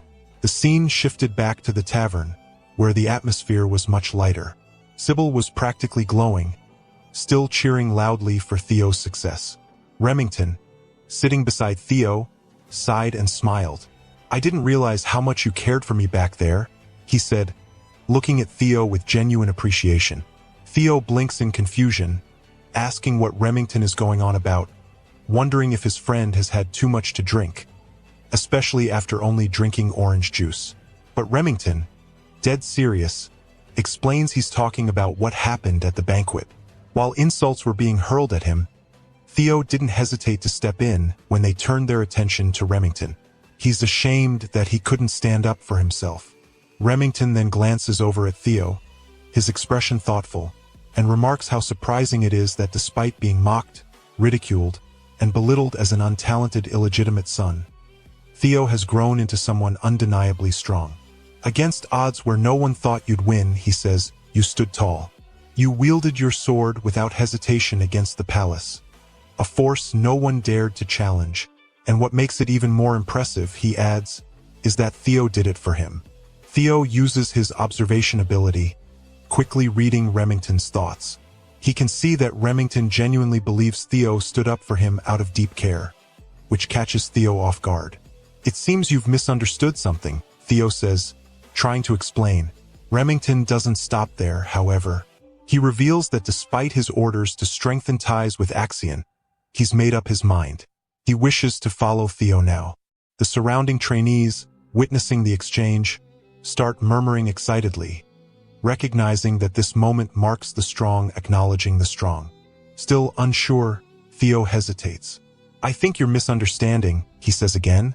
But before he can elaborate further, Evelyn's voice cuts into his thoughts. Using telepathy, she calmly advises, "Let him believe it, Theo. This isn't a bad misunderstanding." Turning to look at her, Theo finds Evelyn smiling knowingly. She adds that perhaps everyone just wants to be closer to him now. He sighs, surprised. "I'm not someone special," he muses, wondering if all his progress, his sudden transformation, was truly because of this message window. The thing that had brought him back in time, that granted him the Ragnar's hidden talents and his newfound power. He ponders if it's something deeper than his regret because this window, with its detail, feels like something more. However, he quickly brushes aside the unease. Whether it's some mysterious force or not, it's helping him, and that's all that matters. As the banquet winds down, Theo feels the weight of leveling up. The increase in his stat points lets him distribute power as he sees fit, shaping his abilities further. "It's almost frightening how strong I can become," he murmurs, feeling a small thrill, but his immediate focus is on the counterattack that will come from the Camelot Palace. That's what he has to be ready for. Turning to Remington with a grin, Theo casually calls him Remy, asking if he could help with something. Remington, a little startled, chuckles and replies, "Of course, anything." Then, as if realizing it for the first time, he remarks, "Wait, did you just call me Remy?" Theo smirks, holding up a piece of parchment. "The war for the throne between me and Axion is just beginning. It's going to be intense. I could really use your help, Remy." Remington is taken aback for a moment, absorbing the gravity of the request. Theo continues, explaining that in the future, Remington will become the clan head of the Narrow Clan. His forces will be powerful enough to rival even the Ragnars. "The Silver Lion suits you perfectly, and I need you by my side for what's coming." Though surprised, Remington accepts the envelope. "I've already pledged to follow you," he says, "whatever you need." Theo laughs, grateful, and then playfully repeats, "Thanks, Remy." But before either of them can say more, someone from outside yells Theo's name urgently, their voice echoing through the halls. The heavy door creaked open, and knights stormed into the room. Their armor clanked loudly, catching everyone off guard. A collective gasp echoed as they stood, firm and unyielding, like sentinels of an ancient law. These were no ordinary knights. They were the swords of the law, medieval knights who acted as enforcers. Their stern presence sent chills through the air. They approached Theo, unfurling a warrant. "You're under arrest for threats, assault, and intimidation," one knight declared, his voice echoing through the stunned silence. Evelyn's face twisted in disbelief. "What kind of nonsense is this?" she snapped, her voice cutting through the tension. But Theo, calm as ever, placed a reassuring hand on her shoulder.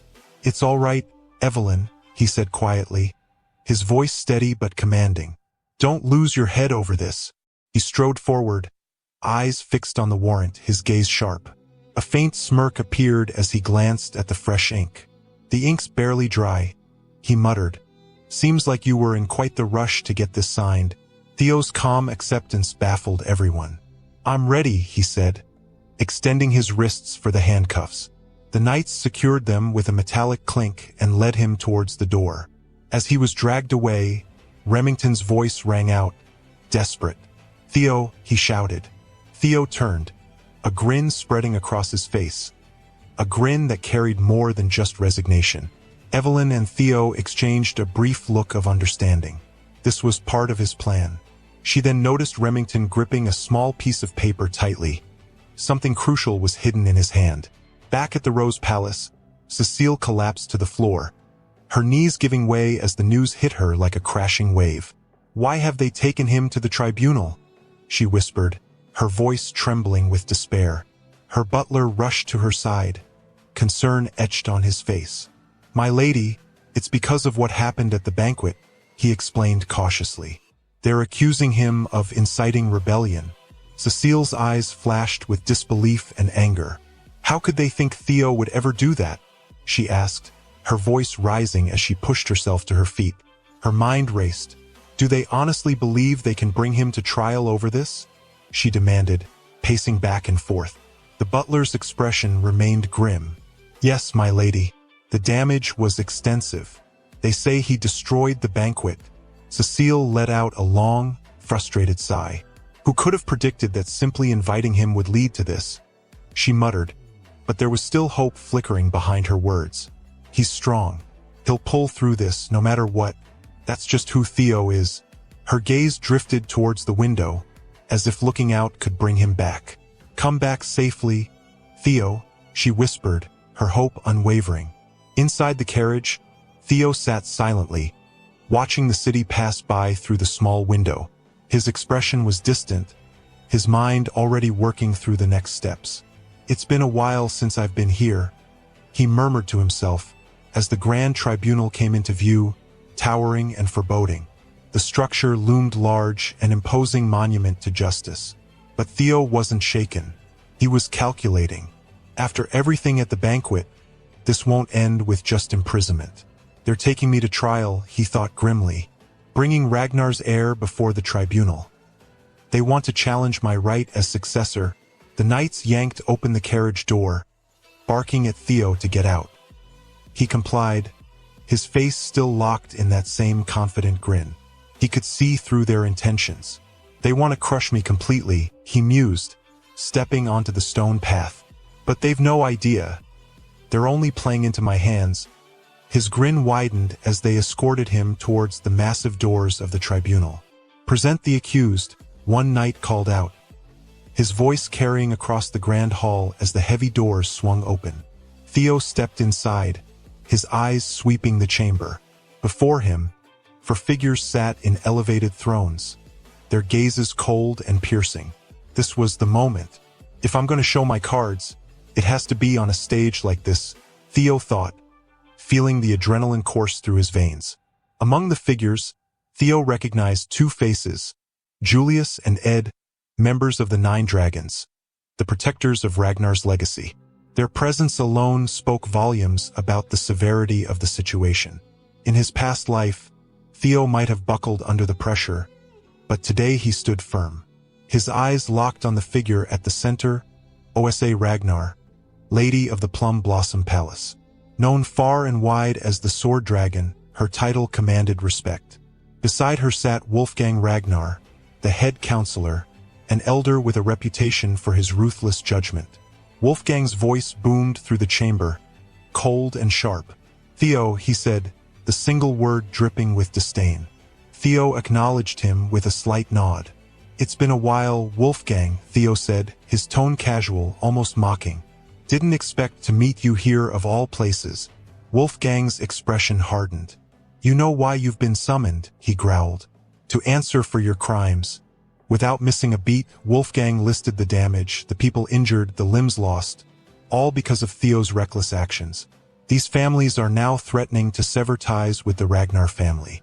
How will you account for dragging our honor through the dirt? Bastard.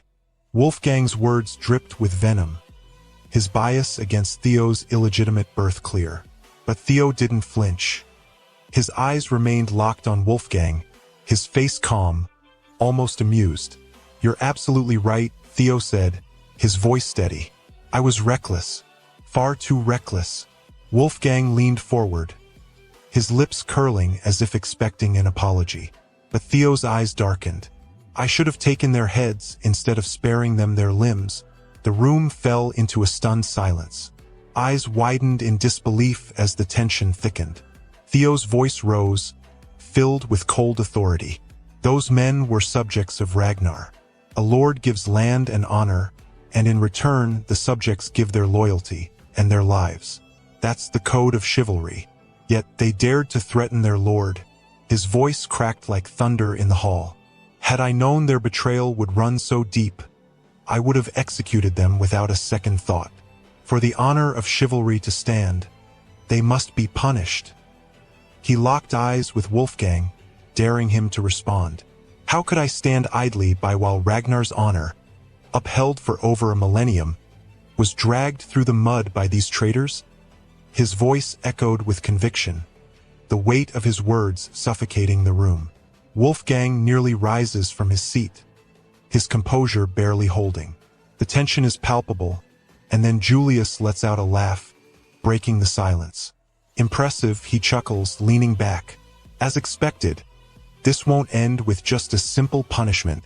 His words drip with amusement, but they only enrage Wolfgang further. Why do you mock me with such sophistry? Wolfgang snaps, his voice sharp, his patience clearly thinning.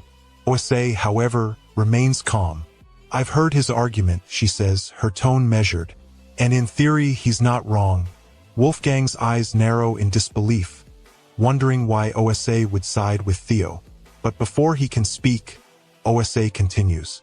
Ragnar is strong, yes, but strength alone doesn't make greatness.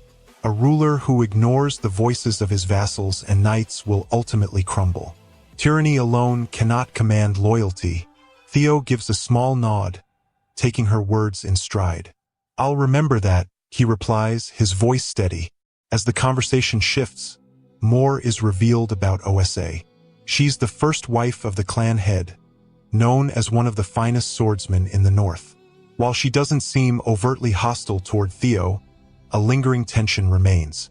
Theo knows from his past life that Osa played a part in the fall of the Rose Palace, yet she speaks with an air of reason and authority now.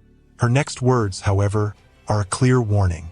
I hope you understand, Theo, that the punishment you're about to receive is justified. Theo meets her gaze, unflinching. And what punishment would that be, he asks. Wolfgang hesitates for just a heartbeat before announcing. 3 months of probation. Theo raises an eyebrow, his voice calm but with an edge of disbelief. The awakening ceremony is in 2 months. Wolfgang slams his hand down, barking at Theo for daring to speak out. You'll learn not to interrupt, he roars. But Osa intervenes, her voice cutting through the rising tension. I've already taken that into account. You'll be allowed to participate in next year's ceremony instead. And it's been decided that the 15 children injured by your actions will also participate next year. Ed, sitting nearby, leans forward, adding in his cold, calculating tone. Thanks to the demon dragon's interference, your punishment is lighter than expected. His eyes flicker with a hint of frustration, but he's masking it behind a calm exterior. It could have been much worse. We cut to Ed sitting at a table, arguing with others, his frustration barely concealed. This isn't too bad, he mutters, strategizing. Delaying the awakening ceremony brings dishonor upon Theo. As the representative of the Rose Palace, this disgrace will give the Camellia Palace the leverage they need to surpass him. His plan begins to unfold in his mind. Once it's in motion, Theo won't be able to stop it. If he tries to appeal, he's walking straight into a death trap. But his thoughts are interrupted when Theo's voice rings out, defiant and resolute. That's exactly what I plan to do. A stunned silence blankets the room. The weight of his words hits like a hammer, and even Ed's composure cracks as a sinister smile spreads across his face. He covers his mouth with his hand, whispering to himself, "What an idiot." His arrogance knows no bounds. "This will make everything so much easier for me." Julius's amusement doesn't fade as he glances over at Theo. "Do you even understand what it means to appeal?" he asks with a raised eyebrow. Theo doesn't hesitate. "Of course I do. This isn't something that can be swept away with just 3 months of probation." His voice sharpens. "And this slap on the wrist? I'm not about to accept that. I know you pulled strings, Julius." The room grows cold as Theo continues, his tone unwavering. "In the proud and powerful Ragnar, an appeal means war, and I'm not backing down. Victory is the only way to uncover the truth." The victor's words become law. His gaze sweeps the room. "I expect to be rewarded, not punished." A sudden notification appears in Theo's mind. A status window opens, signaling the start of something far greater. The system declares that he is now entering the main scenario. OSA and Julius exchange startled glances, unable to hide their surprise at his boldness. The status window reveals the path ahead, the successor's path. Theo's journey to uncover the hidden secrets of this world has begun, and the first quest is now in motion. Suddenly, we shift to the branch of the Sarah Merchant Guild, engulfed in flames. The entire structure burns as the mercenaries guarding it fall one by one, their bodies littering the floor, some even cut to pieces. Amid the carnage, Remington's voice rings out, cold and determined. "This must be where they've been hiding." Just like young Lord Theo said, the scene unfolds to reveal both Evelyn and Remington standing over a small chest, their faces grim. With this, Evelyn whispers, "Camellia Palace is finished." Back at the tribunal, the silence is suffocating. No one dares speak, until finally Wolfgang's voice cuts through like a blade. "You would take something that can be resolved with 3 months of probation and turn it into war?" His disbelief is palpable, as is the anger simmering beneath the surface. "You're beyond arrogant. Do you really believe you can stand against the combined forces of the 15 clans?" Theo, unshaken by the looming threat, looks up and speaks calmly. "That's something I'll have to handle myself. In cases like this, where there's such a huge gap in power, isn't resolving appeals through proxy battles the norm?" Julius, leaning back with a smirk, replies, "Usually, yes. Appeals mean deciding a winner and a loser through war. However, when war is practically impossible due to a massive imbalance in power, both sides choose a representative. The winner is determined by a one-on-one sword duel, a proxy battle. Naturally, that means you'll be the representative for your side." Theo listens carefully as Julius continues.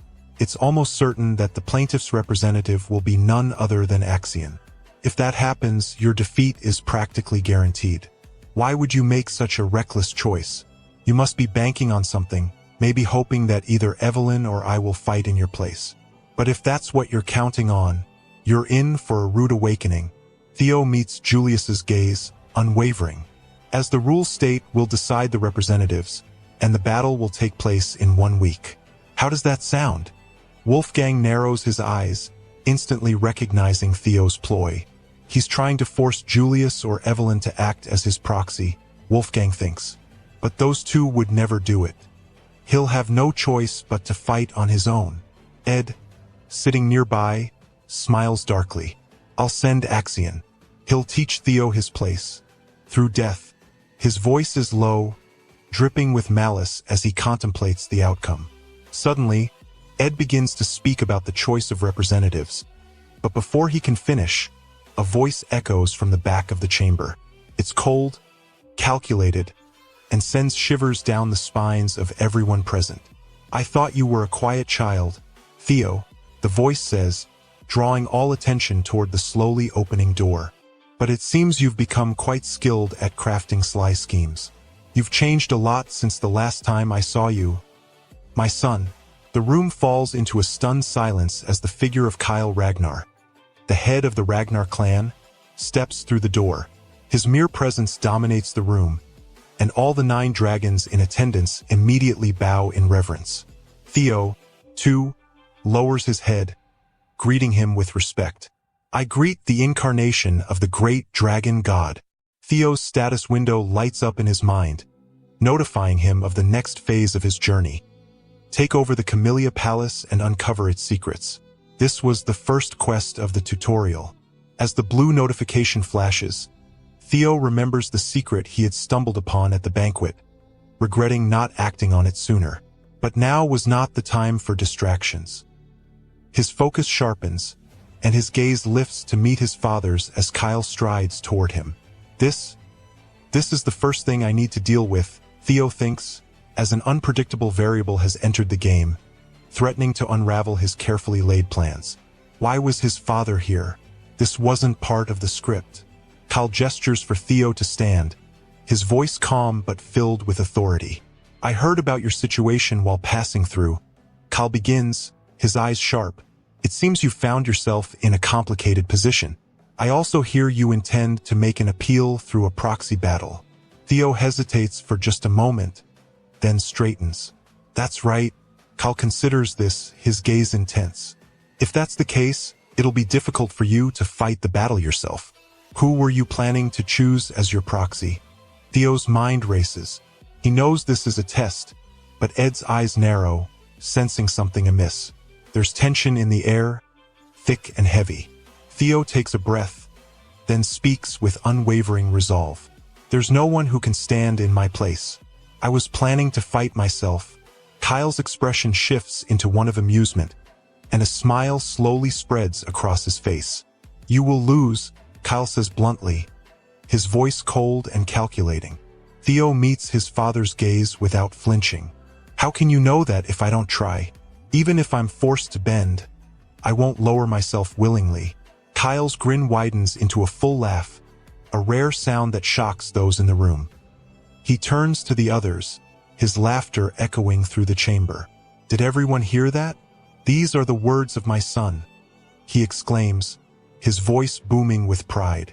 Even if he's forced to bend, he refuses to lower himself. There's no better way to describe a Ragnar.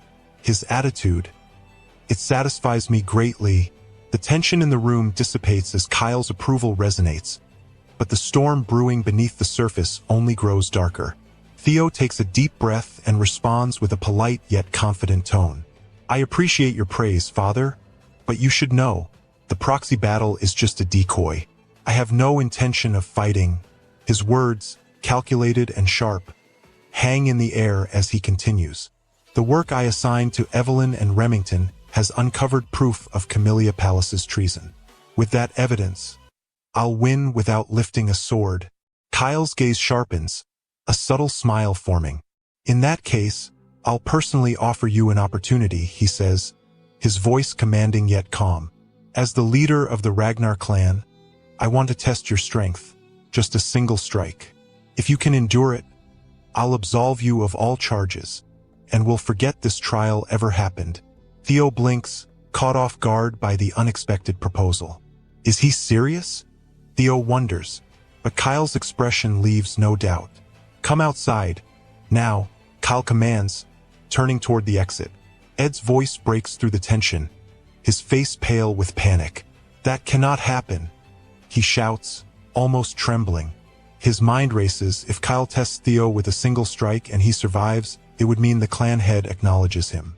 Theo would earn the respect and approval of the clan, something Ed can't allow. Theo won't survive it, Ed thinks desperately, but if, by some miracle, he does, it will completely shift the balance in his favor. Ed gathers himself, forcing his voice to remain steady. The tribunal must proceed as planned, he says coldly. How can we let vassals and bannermen comment on the bloodline of your son? Kyle's eyes snap toward Ed, his voice icy.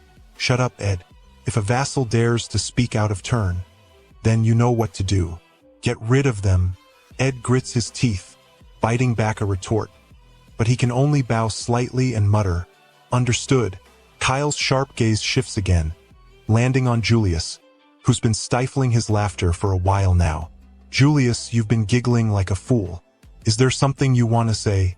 Julius waves a hand, smiling. No, nothing. It's just been a while since you've taken such an interest in anyone.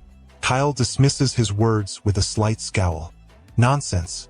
Enough small talk, he snaps, his attention returning to Theo. So, will you accept the challenge or not? Theo's mind whirls, realizing how drastically the situation has shifted. His plans have crumbled, replaced by something far more dangerous and exciting. A grin slowly spreads across his face. A change like this is always welcome, he mutters under his breath before speaking louder. Father, that's too much for me. How can I compare enduring your single strike to a proxy war against vassals and bannermen? Kyle raises an eyebrow. Does that mean you refuse? Theo chuckles softly. I just wanted to point out how unfair it is. But I'm not backing down. Kyle's eyes narrow in interest. Unfair? And what exactly do you mean by that? Theo's gaze drifts around the room, briefly landing on Ed, who watches him suspiciously. Since the stakes have increased, shouldn't my compensation rise as well? Theo asks, his voice filled with quiet confidence. Kyle leans back, intrigued. And what would you ask for? Theo smiles, a sharp gleam in his eye. The Camellia Palace. Ed visibly tenses, his hands clenching into fists as he struggles to contain his rage. How dare he, Ed seethes internally. Wolfgang, watching the exchange, is equally shocked. He's mad, Wolfgang thinks, his face grim. To propose a deal with the clan head, this half-blood doesn't know his place. A deal implies both parties are equal. His arrogance will be his undoing. But to everyone's surprise, Kyle begins to laugh. I like it, he says, a dangerous smile playing on his lips. If you aim to become the successor, you'll need that kind of boldness. And to lead, you'll need something like Camellia Palace. Do you have any objections, Ed? Ed's expression is twisted with frustration, but he bows his head, his words barely controlled. Everything in Ragnar belongs to you, clan head. I would never dare oppose your decision. Kyle nods in satisfaction. Good. Then let's not waste any more time. Prepare the arena immediately. I'll test Theo Ragnar here and now. As the preparations are made, Theo steps outside into the arena, his heart racing with a mix of anxiety and anticipation. He stands across from Kyle, their eyes locked, while 4 of the 9 dragons watch closely from above. Ed, watching from the sidelines, sneers. The trap I set for Theo has become a stage to elevate him, he mutters bitterly. But no matter, he can't survive a single strike from the clan head. Not even the strongest swordsman would dare try. Theo will die here. He has to die. Ed's thoughts swirl darkly, but unbeknownst to him, Theo already knows. Theo smirks inwardly, aware of Ed's growing frustration. I know exactly what he's thinking, Theo muses. But that's not how this will play out. Thanks to a special tutorial reward he received earlier, Theo feels confident in his ability to withstand the attack. Kyle, sensing something off, narrows his eyes as he steps into the arena. Theo, he calls out, did you consume an elixir while I wasn't looking? Even if you did, there's no way you could have improved so quickly. I'm curious, just how strong have you become? The stage is set, and the moment of truth is approaching. Theo can feel the weight of everyone's eyes on him, but he stands firm, ready for what's to come. Theo, his mind sharp and alert, smirks slightly as he says, sharp as ever. Not even the 9 dragons have noticed. Kyle, standing tall and imposing, replies with a calm, amused tone, at the end of the day, you are of my flesh and blood. His eyes narrow, assessing his son. So, are you warmed up and ready? Theo nods, gripping his blade tightly. Yes, he replies with confidence, preparing himself for what's to come. Kyle glances at his weapon, commenting, normally, I'd use my great sword, but since you haven't learned how to control mana yet, I'll use this rusty steel blade instead. He lifts the dull, worn weapon, its surface rough with age, and asks, any objections? Of course not, Theo responds, his voice steady despite the mounting tension. Without hesitation, Kyle begins releasing his aura, a fiery red energy that surges out like a tidal wave, immediately thickening the air around them. The sheer force makes Theo stumble slightly, and the pressure nearly overwhelms him. Kyle lowers his blade, its tip pointed toward the ground, and his voice booms, "Get ready." Theo's body shakes, not from fear but from the immense weight of his father's aura. He can't believe that what he's feeling is purely fighting spirit. As Kyle takes slow, deliberate steps forward, the air crackles with power. "I'm surprised you're still standing," Kyle remarks with a slight grin. Theo holds his ground, keeping his eyes locked on Kyle's. "Of course," Theo mutters through gritted teeth. His strength had nearly tripled after using the experience elixir, boosting his levels and putting everything into his physical might. He could feel his body surging with energy, teetering on the edge of barbaric power. It's a great feeling, he thought to himself, stepping out of the realm of the ordinary and into something extraordinary. He believed with this strength he could block a single strike from his father. But as Kyle raised his blade, Theo saw him not as a man, but as an insurmountable wall. His mind screamed to stay focused as the blade descended, slicing through the air with a force that silenced the world around them. All eyes in the arena watched with bated breath, except for Count and Brad, the latter of whom was practically praying for Theo's downfall, ever the number one hater. The strike neared, and time seemed to slow. Theo's gaze remained locked on the blade's path, following its arc. "I can see it," he thought to himself, reading every movement. The clash of their swords sent a massive shockwave through the arena, shattering the ground beneath their feet. The impact was deafening, the force shaking the very walls of the Colosseum. For a moment, it seemed like the world had split in two. Kyle, however, noticed something before the full weight of his strike landed. He pulled back, his laughter booming through the arena. "It's been quite a while since I've enjoyed myself like this," he said, stepping back from Theo. Theo's sword, unable to bear the force, cracked and then shattered completely. Kyle looked at his son with approval, a smile spreading across his face. "It's been far too long since I found a son like you," he said, his tone filled with pride. Julius and OSA exchanged glances, both clearly pleased with what they had witnessed. Kyle turned to the onlookers, declaring, "Theo has proven his innocence through this trial. The matter is now settled." Theo, still standing but unconscious on his feet, had completed what would become known as the single strike of Kyle Ragnar quest. His reward was twofold. He had unlocked an inventory and obtained a blue key. The scene shifts, and Theo slowly opens his eyes, lying in a bed unfamiliar to him. His mind foggy, he looks around, wondering where he is. At his side, Cecilia is holding his hand tightly. "You're awake," she says softly, relief evident in her voice. "You fainted standing up." She smiles warmly, her grip not loosening. She begins speaking in fluent Japanese, showing her concern. Theo, regaining his composure, reassures her. "It's okay, calm down. Where am I?" Before Cecilia can respond, Julius enters the room with a knowing grin. By the orders of the clan head, he begins, "The former lady of Camellia Palace, Axion, and the director of intelligence have been removed from their positions." Theo blinks, processing the information. "Does that mean?" He trails off. Julius's grin widens. "That's right. You're inside the Camellia Palace now." The status window flashes, updating Theo's scenario. His new task: uncover the palace's secrets. Meanwhile, outside in the palace gardens, Emile stomps furiously on a flower, seething with rage. "Why," she growls, "am I, the rightful master of this place, being forced to leave my own home?" Her butlers scramble around her, pleading with her to stay calm, but their words fall on deaf ears.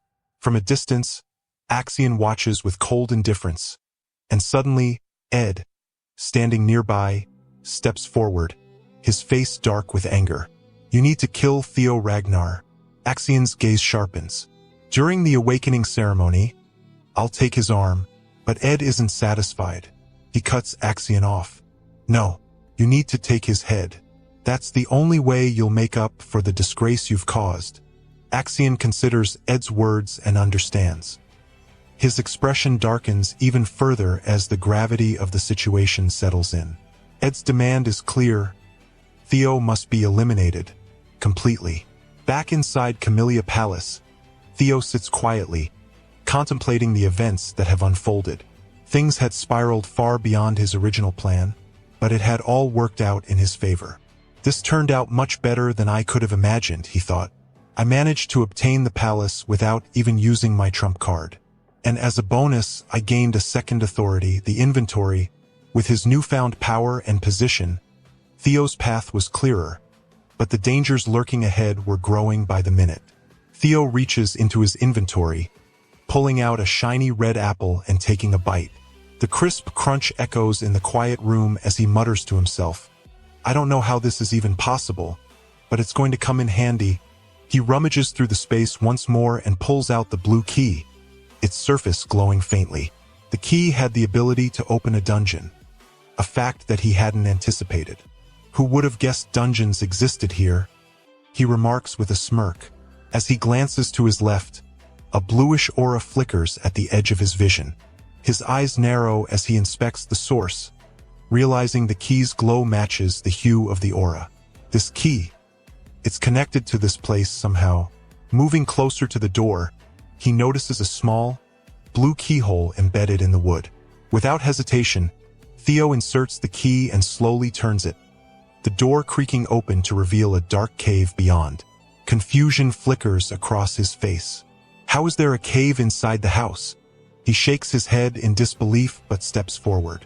A notification window appears before his eyes, informing him that he's discovered a dungeon for the first time, and the experience earned within will be doubled. Another quest, he mutters, the idea of double experience too tempting to ignore. But just as he's about to plunge deeper into the cave, he stops himself. I shouldn't go in unprepared. He bolts through the palace, rummaging through his inventory again, only to reveal it's packed full of swords. His grin returns. All right, let's check it out, now that I'm better prepared. Venturing deeper into the cave, the dim light of blue torches illuminates the stone walls. Theo's footsteps echo as he reaches a wide, open chamber. He pauses, scanning his surroundings, and his eyes widen as he spots something in the shadows. A massive silver wolf stands there, its eyes glowing and teeth bared. The beast snarls menacingly. That thing's huge, Theo whispers, gripping his sword tighter. Big enough to be a demonic beast. His assessment is cut short as the wolf lunges at him, its powerful jaws snapping shut just inches from his face. Theo barely raises his shield in time, but even then, the creature's fangs tear into it, leaving a gaping hole.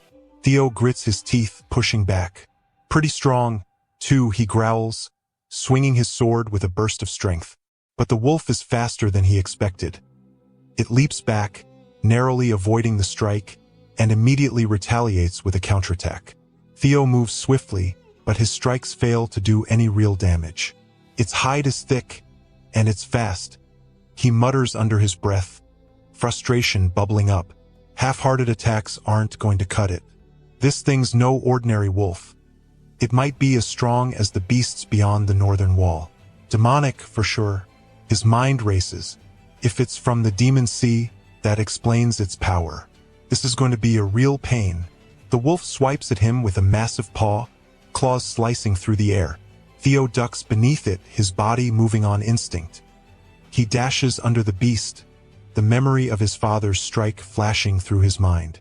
That breathtaking white arc of pure power that Kyle had unleashed. If only he could replicate that moment, that flawless display of skill. Theo raises his sword, trying to mimic his father's devastating attack. But as he swings down, the wolf easily dodges. Frustrated, Theo jumps back, putting distance between them. Of course, copying it wouldn't be so simple, he admits. As he catches his breath, more memories of his father's strike resurface. His father's technique was a single strike to bring certain death. But the key, Theo realizes, wasn't just brute force. It was about putting every fiber of his being into that one decisive blow. Dropping his shield to the ground, Theo tightens his grip on the sword's hilt. If I can't rely on brute strength, I'll focus on speed. Evelyn's taught me enough for this. With renewed determination, he dashes forward, his speed blurring as he moves too quickly for the wolf to follow. The silver beast whips its head around, trying to track him, but it's already too late. Theo's blade thrusts forward with precise accuracy, driving straight into the wolf's eye. The creature lets out a chilling howl of pain as blood spurts from the wound, splattering onto Theo's sword and coating the floor beneath them. Theo pulls back, his chest rising and falling with the adrenaline. The wolf, now blinded in one eye, stumbles back, blood pouring from the deep gash as it growls in agony. Theo, though bloodied and battered, stands tall, ready to finish the fight. Theo feels the surge of confidence as he and the wolf lunge at each other for the final strike. Their movements in sync, but only one will come out victorious. The tension builds, and then the scene shifts. 2 months have passed. At training ground number 4, the once sparsely populated area is now bustling with people. Manuel, standing near the entrance, looks around and comments, "There are even more people now." Sybil, standing beside him, nods in agreement. "You're telling me, at this rate, we should move the training to another ground." Word spread that Theo's mastered the single strike, and now we're swarmed with people wanting to spar with him. Before Sybil can continue, a voice interrupts them. "When is that so-called young master of yours going to show up?" It's Henry Morris, an apprentice swordsman from the Plum Blossom Palace, OSA's domain. His tone is filled with disdain as he steps forward, arms crossed. "It's been 2 months. Where's Theo? I thought he never missed a day of training. Or maybe the coward ran off after that tall tale of his spread around." Sybil's expression hardens, his anger barely contained. Henry, oblivious to the rising tension, continues, "Maybe it was all a lie. Sure, he won the trial, but with no witnesses, it's probably exaggerated, just like that nonsense about him wrecking the banquet." Before Henry can finish, Sybil's fist slams into his face, sending him flying backward. Henry crashes to the ground, his face dented and bruised, gasping for air. His friend rushes to his side, panic in his eyes. "Henry," he calls out, then turns towards Sybil, pointing in disbelief. "How dare a dropout like you do that?" The trainees around them, loyal to Theo, draw their blades in unison, glaring at Henry's friend with cold intensity. Sybil's voice is low and furious. "You're nothing compared to the young master. Watch your tongue." Manuel tries to calm him. "Come on, Sybil. No need to insult his appearance." But Sybil shakes his head, his rage not yet satisfied. "I never liked how these guys kept showing up, stirring trouble. But to insult Theo? That's a step too far." The other trainees growl in agreement, their hands tightening on their sword hilts. "This is war," Sybil declares, "and I hope you're ready to back up your words." Henry's friend sneers. These dropouts must really have a death wish, but before anyone can make a move, the air suddenly turns frigid. Out of nowhere, a sharp chill spreads through the training ground, and Sybil freezes. Literally. His body is encased in a layer of ice as a woman steps forward, her presence undeniable. She stands in the center of the conflict, her sword glowing with an icy aura. It's Ray Ragnar, one of the 4 hounds of the North, known as the Frost Sword. The tension builds, but then another voice cuts through the cold silence, filled with laughter. "You're not going to leave me out of the fun, are you?" This Hulkus, another of the 4 hounds, known as the Black Bear. His massive frame moves toward the stage, his presence equally commanding. Sybil's eyes widen in surprise. "Even Hulkus is here?" Hulkus glances around, scanning the group with mild disappointment. "Just trainees." He turns to Henry's friend, his eyes narrowing. "Where's Luster Tiger?" "Luster who?" Henry's friend asks, confused. Hulkus, clearly irritated, raises his voice. "Are you deaf?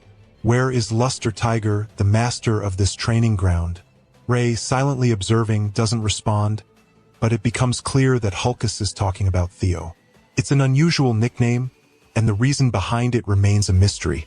The scene jumps to Theo, deep within the dungeon, panting heavily. His body is worn out, his sword shattered beyond use. His status window pops up, showing he's leveled up significantly. Not just once, but multiple times.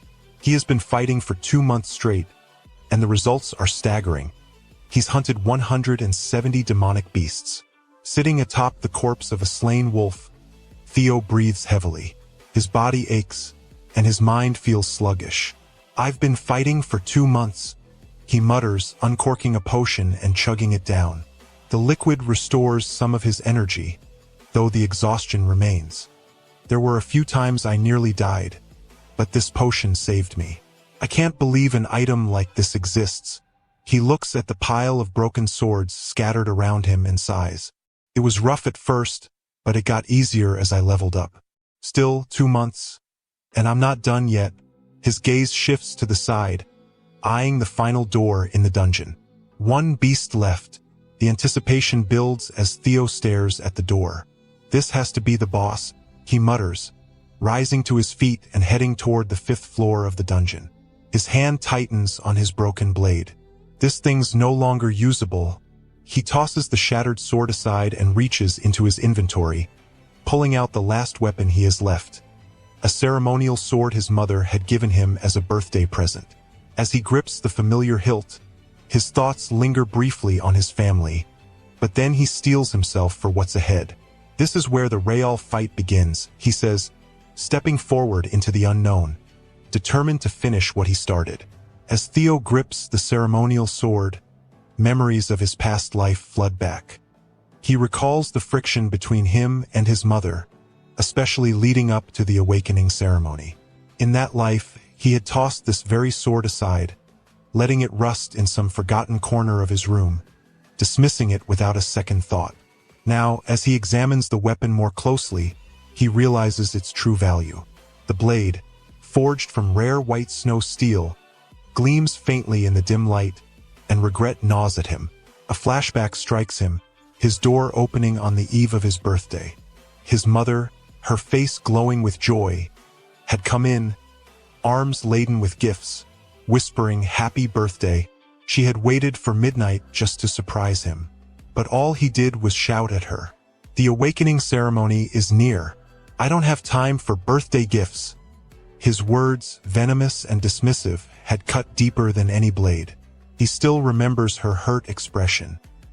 He'd coldly told her that good equipment wouldn't change his bloodline, as if her thoughtful gesture was meaningless. Theo closes his eyes, the memory stinging fresh. Whatever happened in the past, he mutters, "I won't make the same mistakes."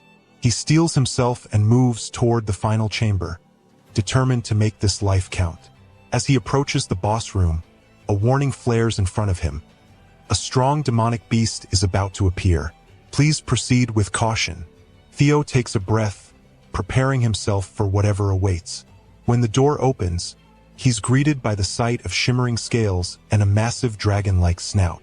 His heart skips a beat as the hulking form of a lesser drake lies sleeping before him, its azure scales glinting in the dim cave light. Thankfully, it's just a lesser drake, Theo mutters, though the sight is still awe-inspiring. His thoughts race. The Ragnar family, descendants of dragons, facing off against a draconic beast as the final boss? Couldn't be a mere coincidence. Maybe it's fate, he muses, but there's no time to ponder. One thing is clear. He must defeat this beast to clear the quest and unlock the dungeon's secret. The lesser drake is still a dragon, even in its lesser form. Can he win against it? The question gnaws at his mind. His thoughts drift to the single flash, a technique he'd practiced extensively against the wolves. It wasn't on the same level as his father's Dragonslayer flash, but it might be enough. As a blue aura begins to glow around him, Theo charges forward with all his might. The lesser drake's eyes snap open just in time. If I push my dragon heart to its limit, I can wound it. Theo grits his teeth, swinging his blade with all his might. Blood sprays through the air as his strike lands, and the drake roars in agony, its voice shaking the walls of the cavern. Theo grins, relieved that the attack worked, but there's no time to celebrate. The drake lashes out with its massive tail, a blur of scales and muscle. Theo narrowly dodges, leaping to the side as the tail smashes into the ground where he stood just seconds ago. I wanted to pierce its brain, he mutters, realizing the strike hadn't gone as deep as he'd hoped. But now that it's partially blinded, I have the advantage. With renewed focus, Theo readies his blade again. This time, he uses a technique called Jester's footwork, dancing around the drake with fluid, unpredictable movements. His blade slices through the air, aiming for weak points along the beast's body. He's fast, faster than the drake can follow. As he weaves through the beast's defenses, he thinks, I might actually win this. Theo gets behind one of the drake's legs, positioning himself for a decisive blow. If I can distract it first, then hit its weak point, I've got a shot, he plans. But before he can act, the drake lets out a deafening roar, unleashing its fear ability. The fear status effect grips Theo immediately, slowing his movements by 10%. His body, now sluggish, feels like it's moving through mud. Theo struggles to regain control, but the drake strikes, its massive paw coming down with crushing force. He raises his blade just in time to block, but the impact sends him flying across the cavern. He crashes into the wall with a loud bang, dust and debris scattering around him. Theo coughs, blood trickling down his forehead. It's a boss for a reason, he groans, pulling himself to his feet. I can't let this drag out. The drake charges again, and Theo meets it head-on. He knows he must aim for the weak point. He scans the beast's body for any sign of vulnerability. His eyes catch something at the base of its neck. The reverse scale, he realizes, locking onto it. That's it. Every dragon's weak point.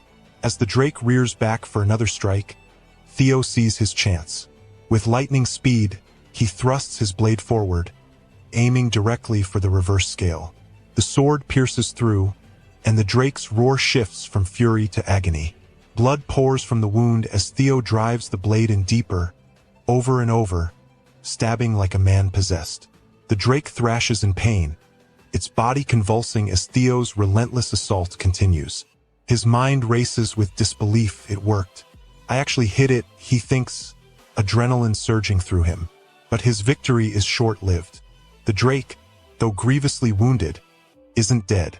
Its rage intensifies as it turns its massive head toward Theo, its jaws opening wide. The beast lunges, teeth bared, ready to tear into him. Suddenly, the scene cuts back to the training area. As the tension escalates, all the swords on the training ground suddenly freeze in place, covered in ice. Hulkus, unfazed, roars out in frustration. What are you saying, Re? Theo needs to fight me first. His eyes burn with determination as he swings his massive weapon, the blade heavy and menacing. Re, standing calmly, retorts, losers should stay out of it. Hulkus's temper flares. That was 3 years ago. I've grown stronger with each passing day, and 3 years is more than enough time for me to close the gap. His voice shakes with anger as he challenges her again, his pride on the line. Let's duel right now. The winner gets to fight Theo. Without waiting for a response, Hulkus swings his oversized hunk of metal toward Ree, but she easily deflects it with the side of her blade, her movements almost effortless. Sybil, watching from the side, stammers, What's going on? Henry, equally confused, mutters, I don't know. But this is bad. His eyes widen with concern as the battle heats up. Just as Hulkus prepares for another swing, a figure steps between the two warriors, blocking both their attacks in one smooth motion. It's Remy, Theo's loyal protector. His voice is calm but firm as he holds their weapons at bay. If you're going to brawl, take it somewhere else. This is Theo's domain, and I won't allow anyone to cause trouble while the master is away. Hulkus grins, stepping back, clearly enjoying the chaos. Perfect timing, Remy. I've been wanting to duel you too. His excitement is barely contained, but Remy remains unfazed. Are you deaf? Remy responds, irritation creeping into his voice. But suddenly, a crushing wave of killing intent sweeps over the training ground, freezing everyone in place. The air grows heavy, almost suffocating, as everyone turns toward the source. Ri narrows her eyes, trying to pinpoint who's responsible. And then she sees him, Theo, walking forward slowly, his presence exuding raw power. Remy, wide-eyed, mutters, "This pressure. It's overwhelming. What happened to him during training?" Even Hulkus, the battle junkie, feels a thrill of excitement. Finally, he grins, sensing the strength radiating from Theo. He's here. Unbeknownst to them, Theo is unleashing the fear ability he acquired from the Lesser Drake. The scene flashes back to the moment he had fought the beast, battle-scarred and relentless. The final moments replay in his mind as the Lesser Drake let out one final thrash, then collapsed, lifeless, at his feet. The status window had appeared, congratulating him on successfully hunting a Lesser Drake. Theo, barely standing, had gasped, "It started thrashing when I touched the reverse scale. I thought I was done for." Exhausted but relieved, he realized how lucky he'd been, that the dragon's weak spot wasn't just a myth. The victory had rewarded him with several rare items: the Lesser Drake's Tooth and the Lesser Drake's Claw, both prized materials for enhancing weapons. Theo had glanced at his battered sword, the one his mother had given him, and muttered, "I should use these to repair it. It's a gift I can't afford to lose," even though hunting the Drake really wore it down. But the most valuable reward was the Lesser Drake's Fear, an ability that surprised him. The D-rank scale had a mere 1% mastery, but it allowed him to release killing intent unique to Lesser Drakes, overwhelming those around him with sheer terror. Only the Chosen could wield such a power, and Theo had never imagined he'd be one of them. He had stored everything back into his inventory, uncertain if this ability would be useful among the powerhouses of Ragnar. With the dungeon cleared and the quest complete, he had received one final reward, an item called the Nest Compass, which pointed towards some mysterious location. "I'll look into it later," Theo had decided, too exhausted to care. All he'd wanted was to rest. But now, back in the present, Theo's exhaustion is replaced by anger. The brawl unfolding on the training grounds has tested his patience. With a scowl, he unleashes the Fear ability, sending waves of terrifying pressure throughout the area. "Get lost," he growls, his voice laced with barely contained fury. "I need to rest." The effect is immediate. Henry's boys, standing nearby, begin to foam at the mouth, collapsing to the ground under the crushing weight of Theo's killing intent. Henry, wide-eyed and panicked, screams out. The aura is laced with fentanyl. His voice cracks as his companions fall one by one. Hulkus, on the other hand, laughs heartily. That killing intent is no joke. His excitement only grows as he charges forward, eager for a fight. "I knew you'd be fun, Theo. Let's see how strong you really are." Hulkus charges at Theo, his massive sword slicing through the air with devastating force. But Theo, calm and composed, meets the attack head-on. With a swift upward swing, Theo deflects Hulkus's strike, sending him flying backwards. The sheer power behind the deflection leaves Remy stunned, and even Hulkus, never one to be easily impressed, can't hide his shock. Theo glares at Hulkus, though internally he's just as surprised at his own strength. "I actually deflected that," he thinks, astonished by the ease with which he repelled the attack. Hulkus quickly regains his footing, his expression turning fierce as he growls. "There's no way I'm taking that." He lunges again, this time aiming a heavy downward strike at Theo, challenging him to block it. Theo assesses the situation. Hulkus may have been considered the weakest of the four hounds, but his raw physical strength is nothing to scoff at. As the blade comes down, Theo remarks internally, in terms of sheer strength, Hulkus is definitely at the top. But right now, even that power. Theo leans into the attack, smoothly pushing Hulkus's sword aside with a controlled motion down the edge of his blade. In the same fluid movement, he executes the single slash technique, a swift, calculated strike aimed at Hulkus's midsection. The power behind the counter surprises Hulkus as he coughs in disbelief. He's not just parrying, he's countering.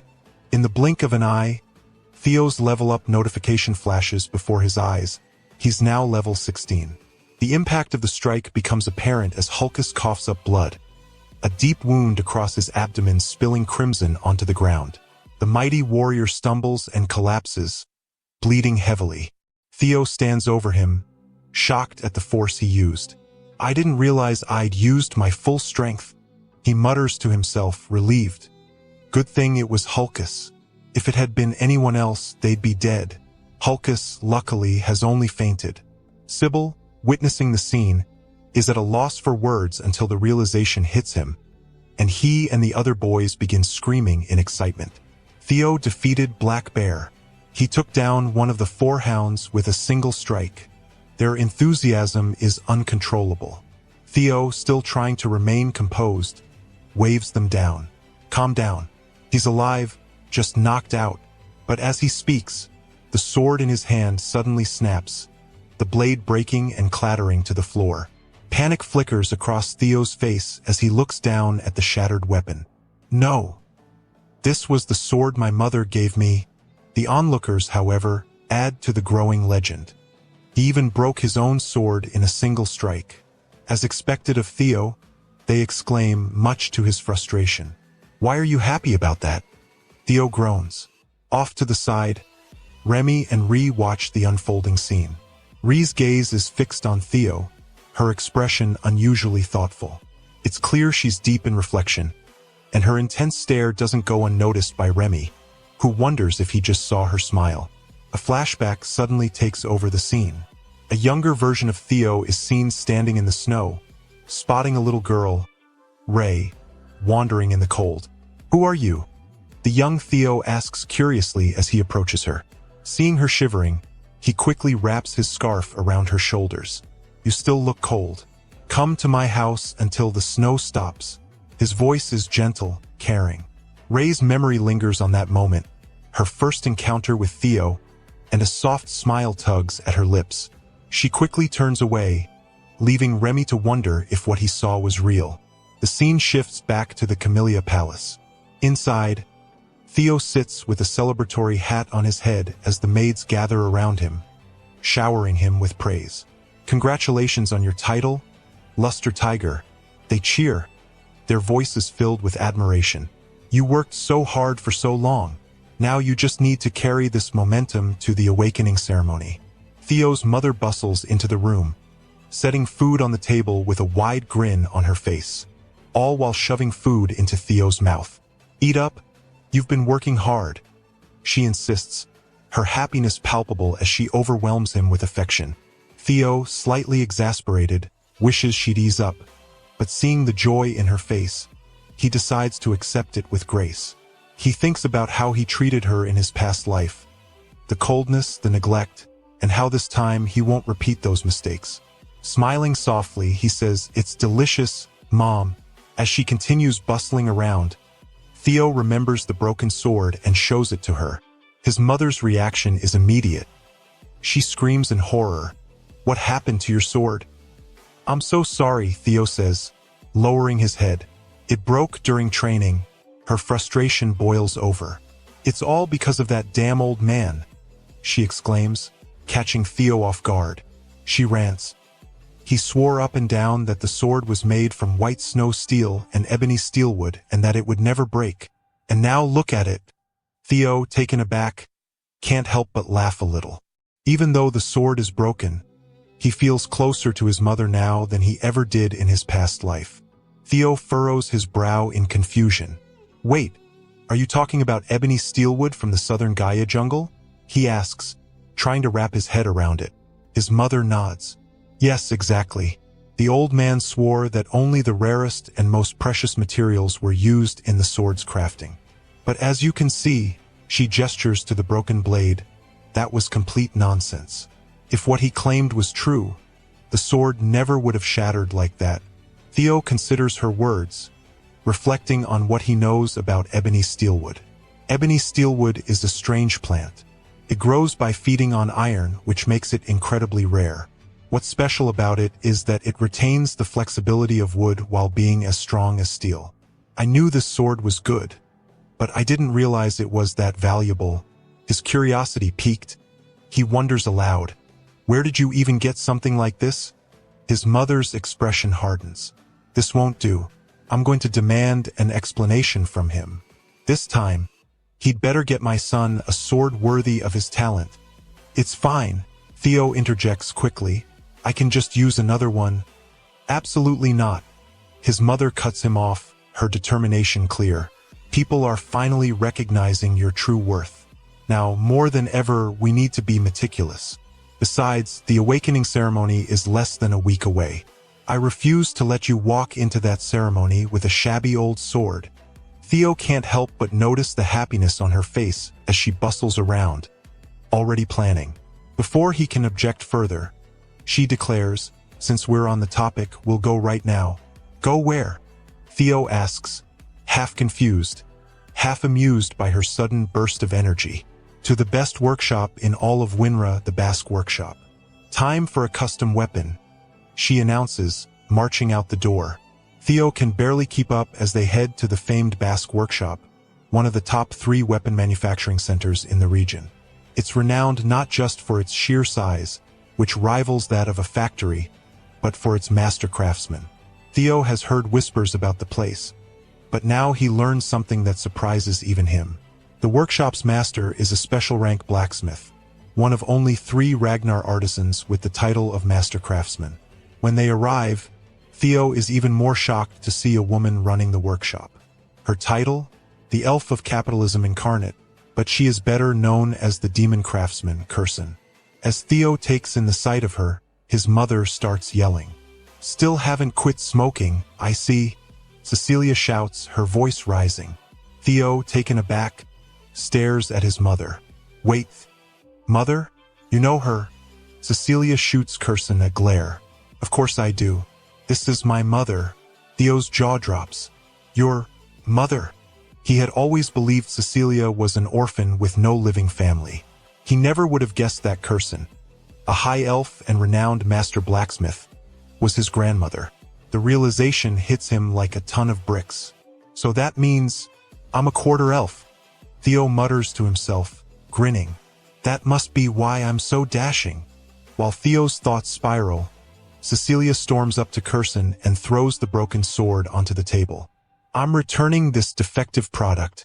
Kursen, visibly irritated, catches the sword and raises an eyebrow. What did you just say? A defective product? That sword was crafted by me. There's no way it could be defective. She unsheathes the sword, only to be taken aback by the sight of the broken blade. Cecilia crosses her arms. If this isn't a defective product, then what is? Theo, still in the background, is too distracted by the revelation that he's part elf to pay attention to their argument. Kursen narrows her eyes and asks, who wielded this sword? Cecilia, without hesitation, replies, my son, of course. Who else? Kursen glances over at Theo, her tone sharp. You mean that kid behind you? Watch your mouth, Cecilia snaps back. That kid is the genius who will rule Ragnar one day. Theo steps forward, bowing respectfully. It's an honor to meet you, Master Kursen. I've heard a lot about your work. Kursen eyes him carefully. So you're the one who wielded this blade? She seems to be thinking deeply about something. This sword shouldn't have broken. Let's discuss it inside. It's going to be a long conversation, she says with a sigh, gesturing for them to follow her. As they walk inside, Theo turns to his mother. How are you related to this craftsman? Cecilia chuckles. It's exactly as you've just learned. Theo, still processing the situation, hesitantly asks, so, she's really your mother? Cecilia chuckles softly, shaking her head. You wouldn't know, would you? She was my foster mother for a short period, 6 months. She took care of me back then. Theo's mental image of his mother's past continues to shift. So, not your real mother? Cecilia explains further. Kursen has always had an eye for anything beautiful. Whether it's jewels, music, theater, or even people. That's probably why she took me in as her foster daughter. She must have liked me a lot. Kursen interrupts with an irritated tone. Stop talking about the past. It's pointless. Cecilia, clearly enjoying pushing her buttons, laughs. I bet you don't actually believe that. Kursen, now visibly annoyed, responds with a curt, I do. Curious, Theo asks, so, how did you end up leaving? Cecilia opens her mouth to answer, but Kirsten cuts her off. She left of her own accord, Kirsten says coldly. She decided she'd become the Ragnar clan head's wife. To think she willingly went to such a miserable place. Foolish. It's commendable she's survived this long.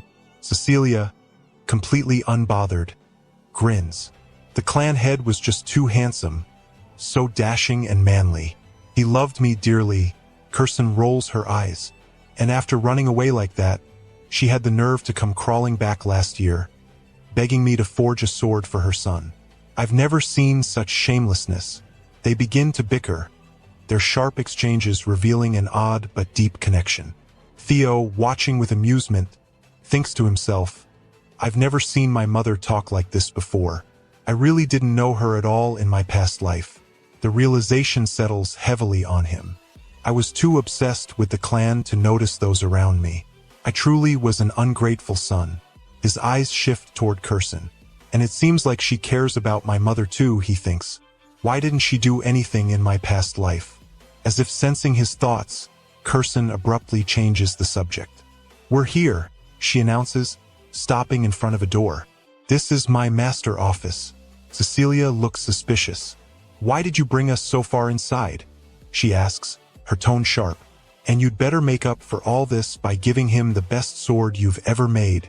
Ignoring Cecilia, Kirsten grabs Theo by the hand and pulls him inside, shutting the door and leaving Cecilia outside. Once inside, Theo notices Kirsten's intense stare.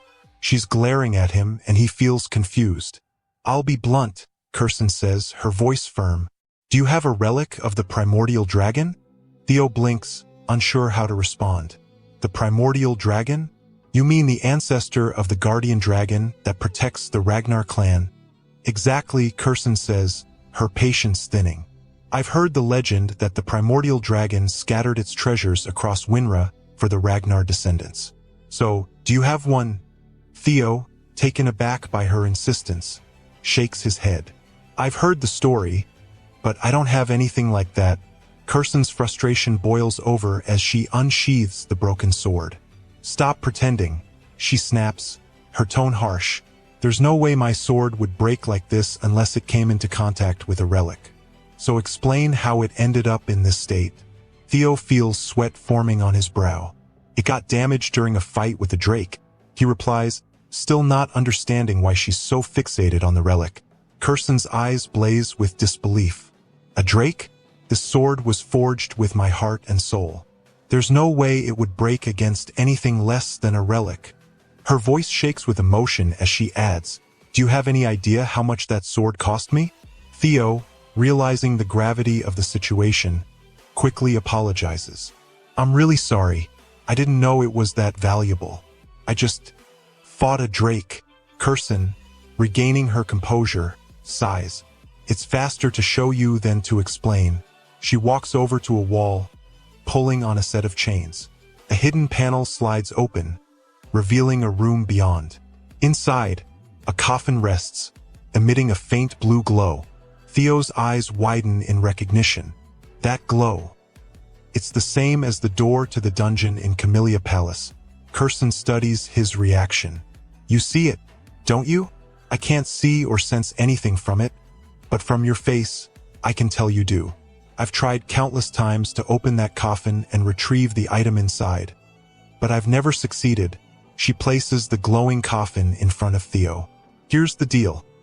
If you can break the seal and remove the sword inside, I'll give you the white moonlight blade. Theo's heart skips a beat. The white moonlight blade? Kirsten nods. Long ago, during the Age of Myths, the primordial dragon forged a blade from one of its fangs, the white moonlight blade. It's said to be one of the most powerful swords ever created, and it's locked inside that coffin. Theo stares at the coffin, excitement building in his chest. So all I have to do is break the seal? It's not that simple, Kirsten warns, her tone grave. Breaking the seal could cost you your life. But if you succeed, the sword will be yours. Do you want to try? Theo's blood races, his mind filled with the promise of wielding such power. His palms grow sweaty as he looks at the coffin, then back at Curson. With a grin, he nods. The sword is going to be mine. A system window flashes in front of him. Second scenario quest. Be chosen by the sword. The challenge begins.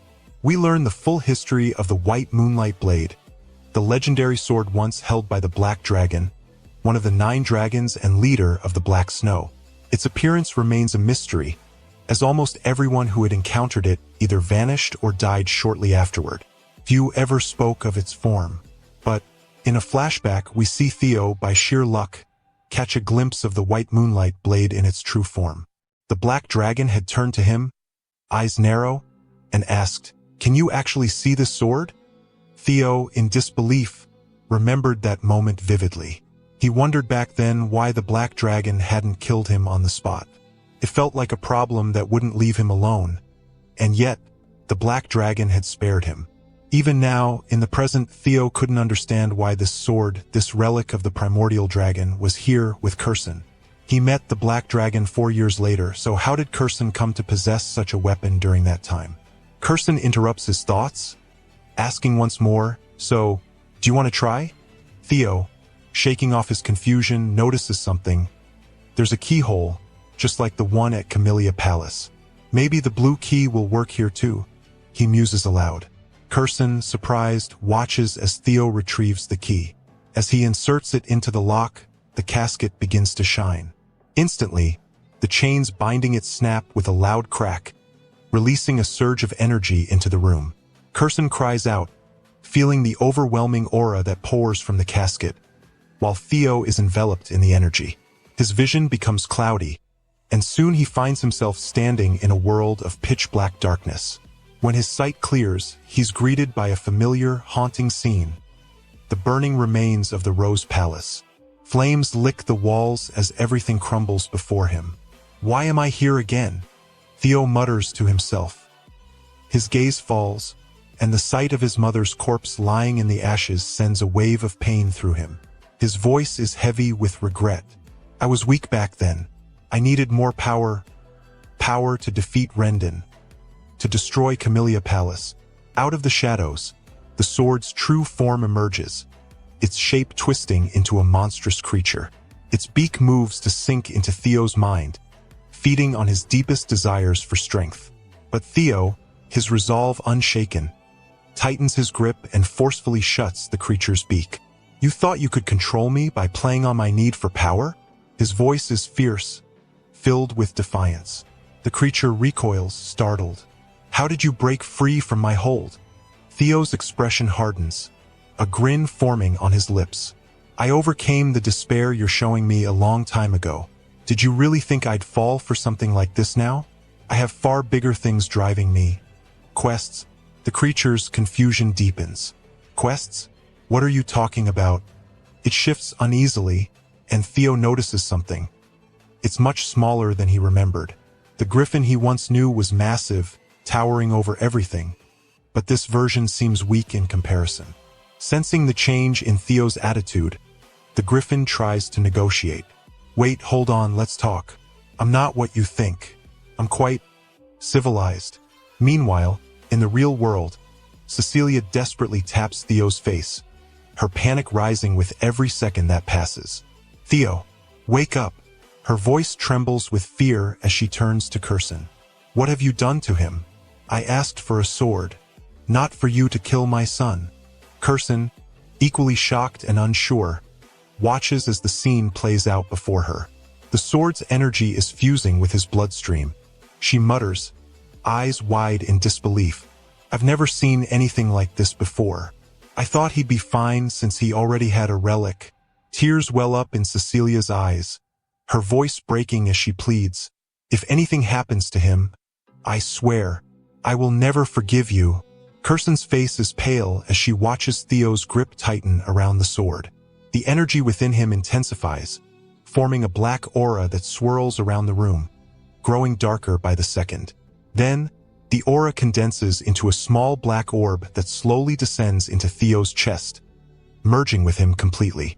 Cecilia, watching in terror, calls out once more, "Theo, please." Suddenly, his eyes snap open, and the tension in the room breaks.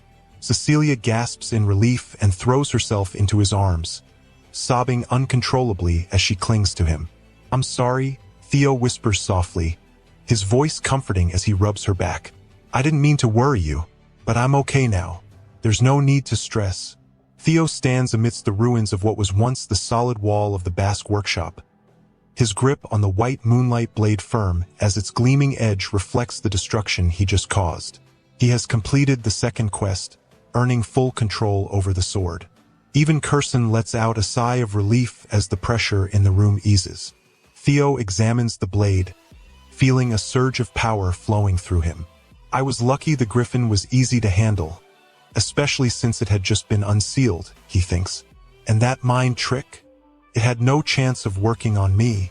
By absorbing the monstrous energy from the sword, his magic power surges, growing by an extra 30 points, pushing his overall magic level past 200.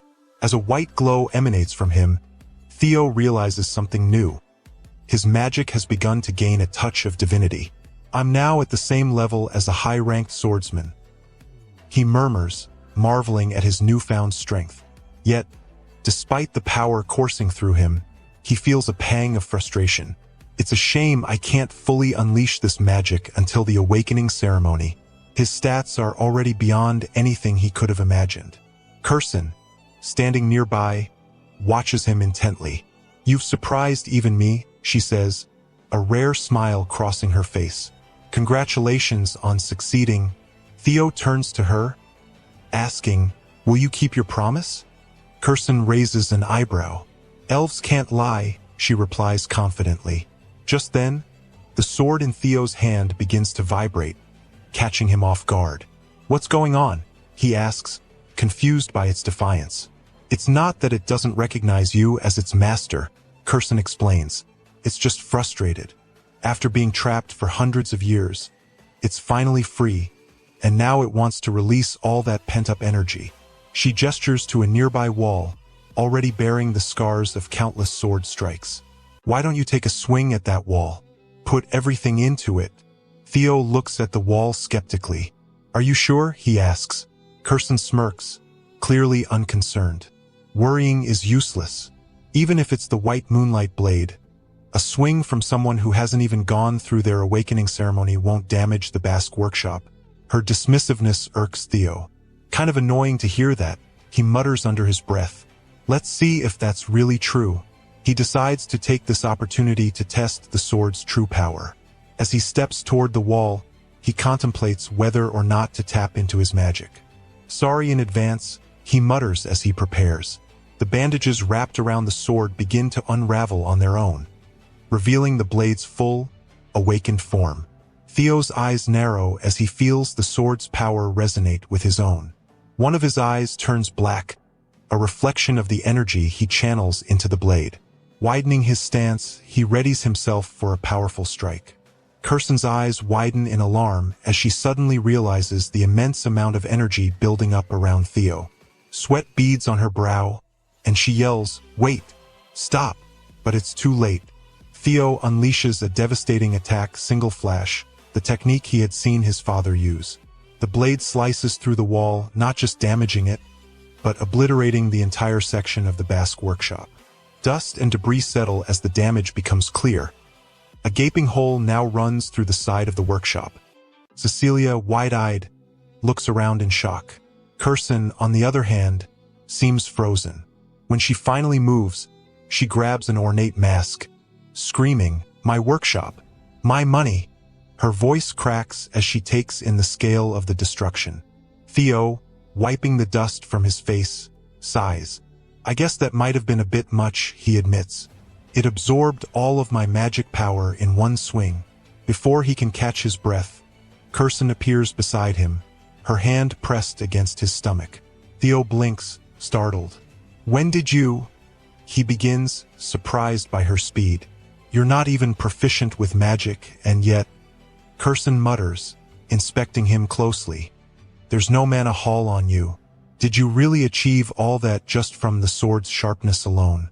She stares up into his eyes, her expression changing from shock to admiration. "You're a genius. I see it now. My grandson, a true prodigy. Theo watches her closely as she falls silent for a moment, clearly running some internal calculations. Then, a sly smile spreads across her face. She places her hand on his shoulder. You'll be my patron from now on. All I need you to do is spread your wings and show the world what you're capable of. Her eyes gleam. You'll be the walking advertisement for my workshop. Theo blinks, surprised by her sudden enthusiasm. Even Cecilia looks shocked. As Kirson's eyes gleam with a new kind of intensity, Cecilia whispers, I think she's seeing nothing but money signs right now. Later that night, Theo and his mother make their way back to the carriage, the quiet of the evening settling around them as Kirson watches them leave from the workshop entrance. In her hands are the items Theo had given her, the loot he earned from clearing the dungeon. They were gifts, entrusted to her to repair the wall he had inadvertently destroyed earlier. Despite the destruction, Kirson feels a sense of pride swell within her. He must have obtained these from a drake while securing the relic, she muses, a gleam of satisfaction crossing her face. A laugh bubbles up as she watches them disappear into the night, whispering to herself, my daughter sure raised an incredible son. Suddenly, a voice calls out to her from the shadows. Long time no see, Kirson. Her smile instantly fades, annoyance flashing across her face as she looks up into the nearby trees. Why are you here? She snaps, her gaze sharp and unforgiving. The voice continues, this time coming from a bird perched high above. Kirson's irritation only grows, but before we hear more, the scene shifts forward 5 days, jumping to the highly anticipated awakening ceremony. On the day of the ceremony, Theo is sparring with Evelyn, their swords clashing with rhythmic intensity. He's pushing her back with more power than ever before, but Evelyn, skilled as always, still manages to parry his strikes. However, her defense begins to falter as he presses her harder, her stance shifting under the force of his blows. You've grown stronger, she notes, slightly winded but impressed. Your swordplay has improved.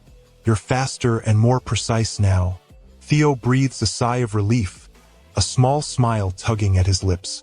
To think I'd ever hear praise from you, he quips. The other trainees, who had been watching in awe, can hardly believe what they're seeing. Evelyn takes a step back, assessing him with a critical eye. It's been half a year since you started down this path, and already you've come so far.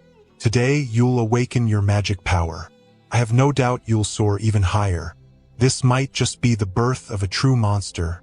She smiles, a hint of pride in her voice. You've done a great job, Theo. You might even aim to become the valedictorian at this ceremony.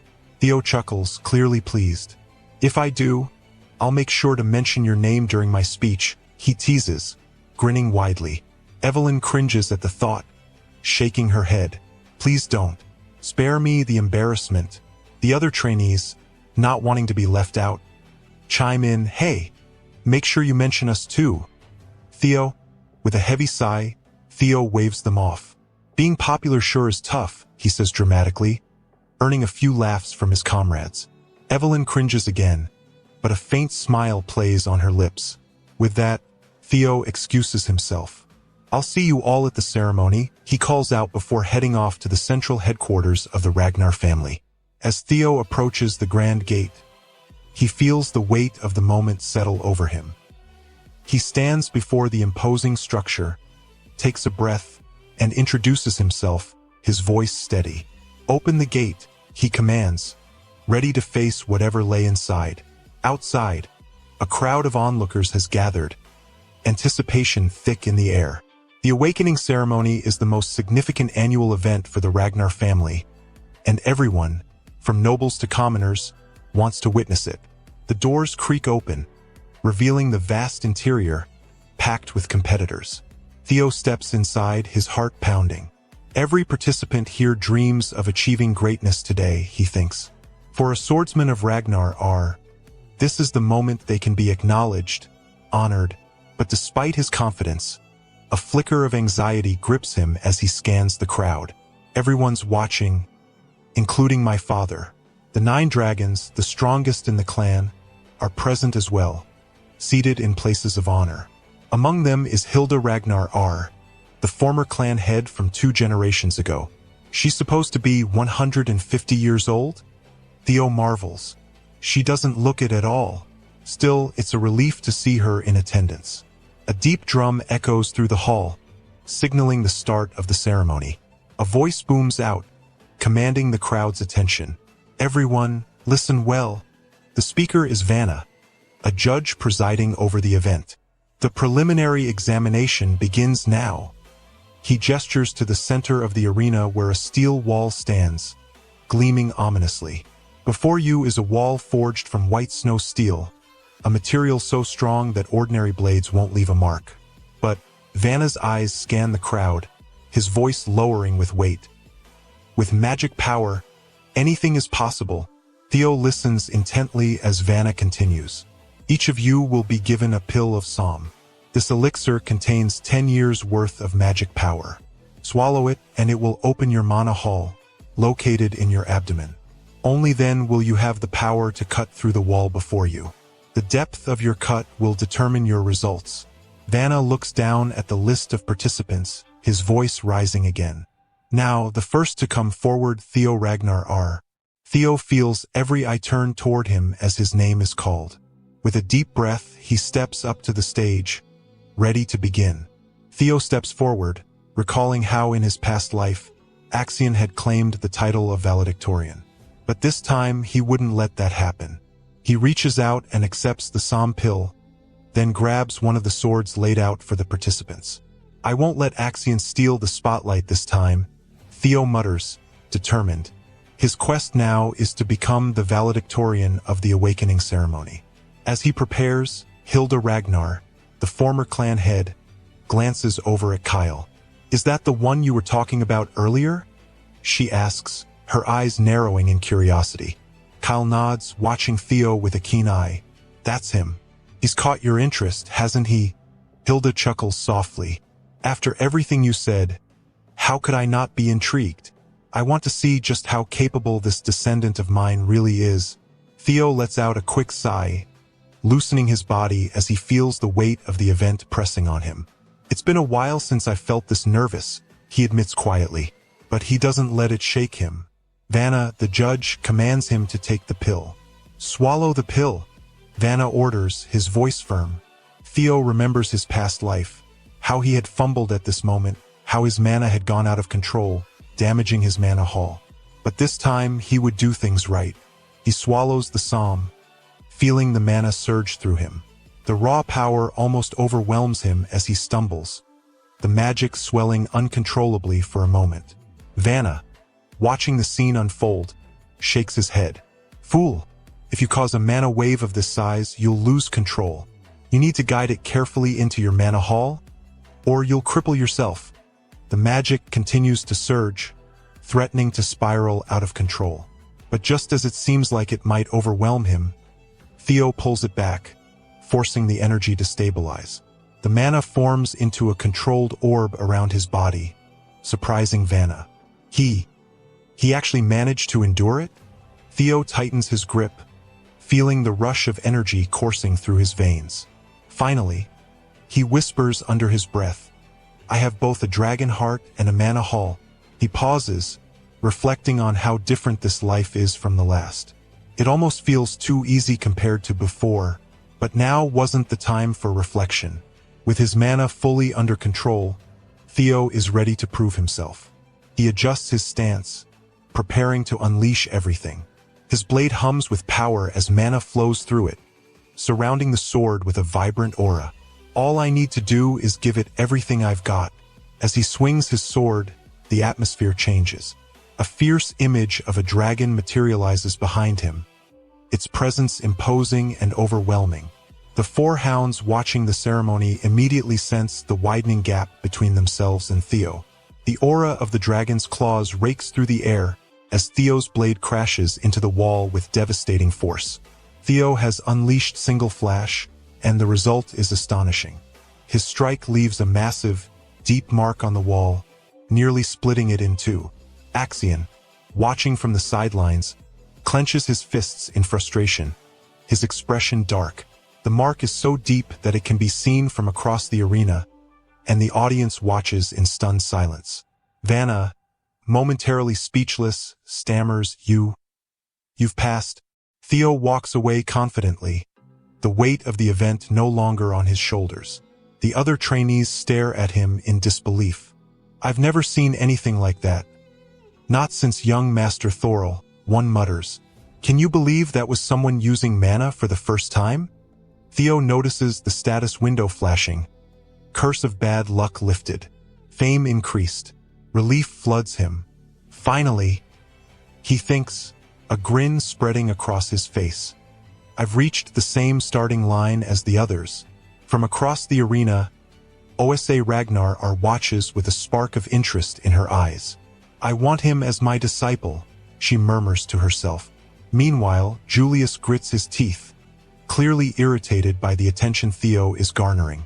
Even someone named Rubber Ragnar, lurking in the background, watches Theo cautiously. The bird Curson had spoken to earlier is perched nearby, its gaze fixed on Theo.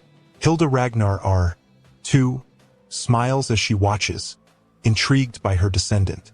Theo feels a surge of pride, thinking to himself, catching Hilda's attention. "That makes me especially happy. She holds the heart of Garuda. If I can obtain that, who knows what else I could achieve." As the next participant steps up, it's Sybil's turn. He steels himself, swinging his blade with all his might. His sword strikes the wall and, to his relief, leaves a visible mark. Overcome with emotion, Sybil wipes away his tears. "I did it! I actually passed." One by one, other notable participants follow. Hulkus, and Remington all leave their own marks, each one reflecting their unique sword techniques. Sybil, though impressed by their performances, can't help but feel that none of their strikes carried the same weight as Theo's. Finally, it's Axion's turn. The crowd quiets as he steps forward, all eyes on him. It's a battle between Theo and Axion now, people whisper. But can Axion really match what Theo just did?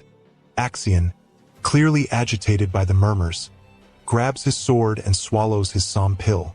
The mana surges through him, and without waiting for instruction, he begins to infuse his blade with his aura. Vanna calls out for him to pace himself, but Axion ignores the warning. A powerful dragon-like aura surrounds him as he swings. Axion's sword strikes the wall, and the sound it makes is harsh and grating. Vanna's eyes widen, shaking his head in disbelief. "This is madness," he whispers, watching as Axion's mark appears on the wall. Almost as deep as Theo's, but forming a sharp X. The crowd murmurs in confusion.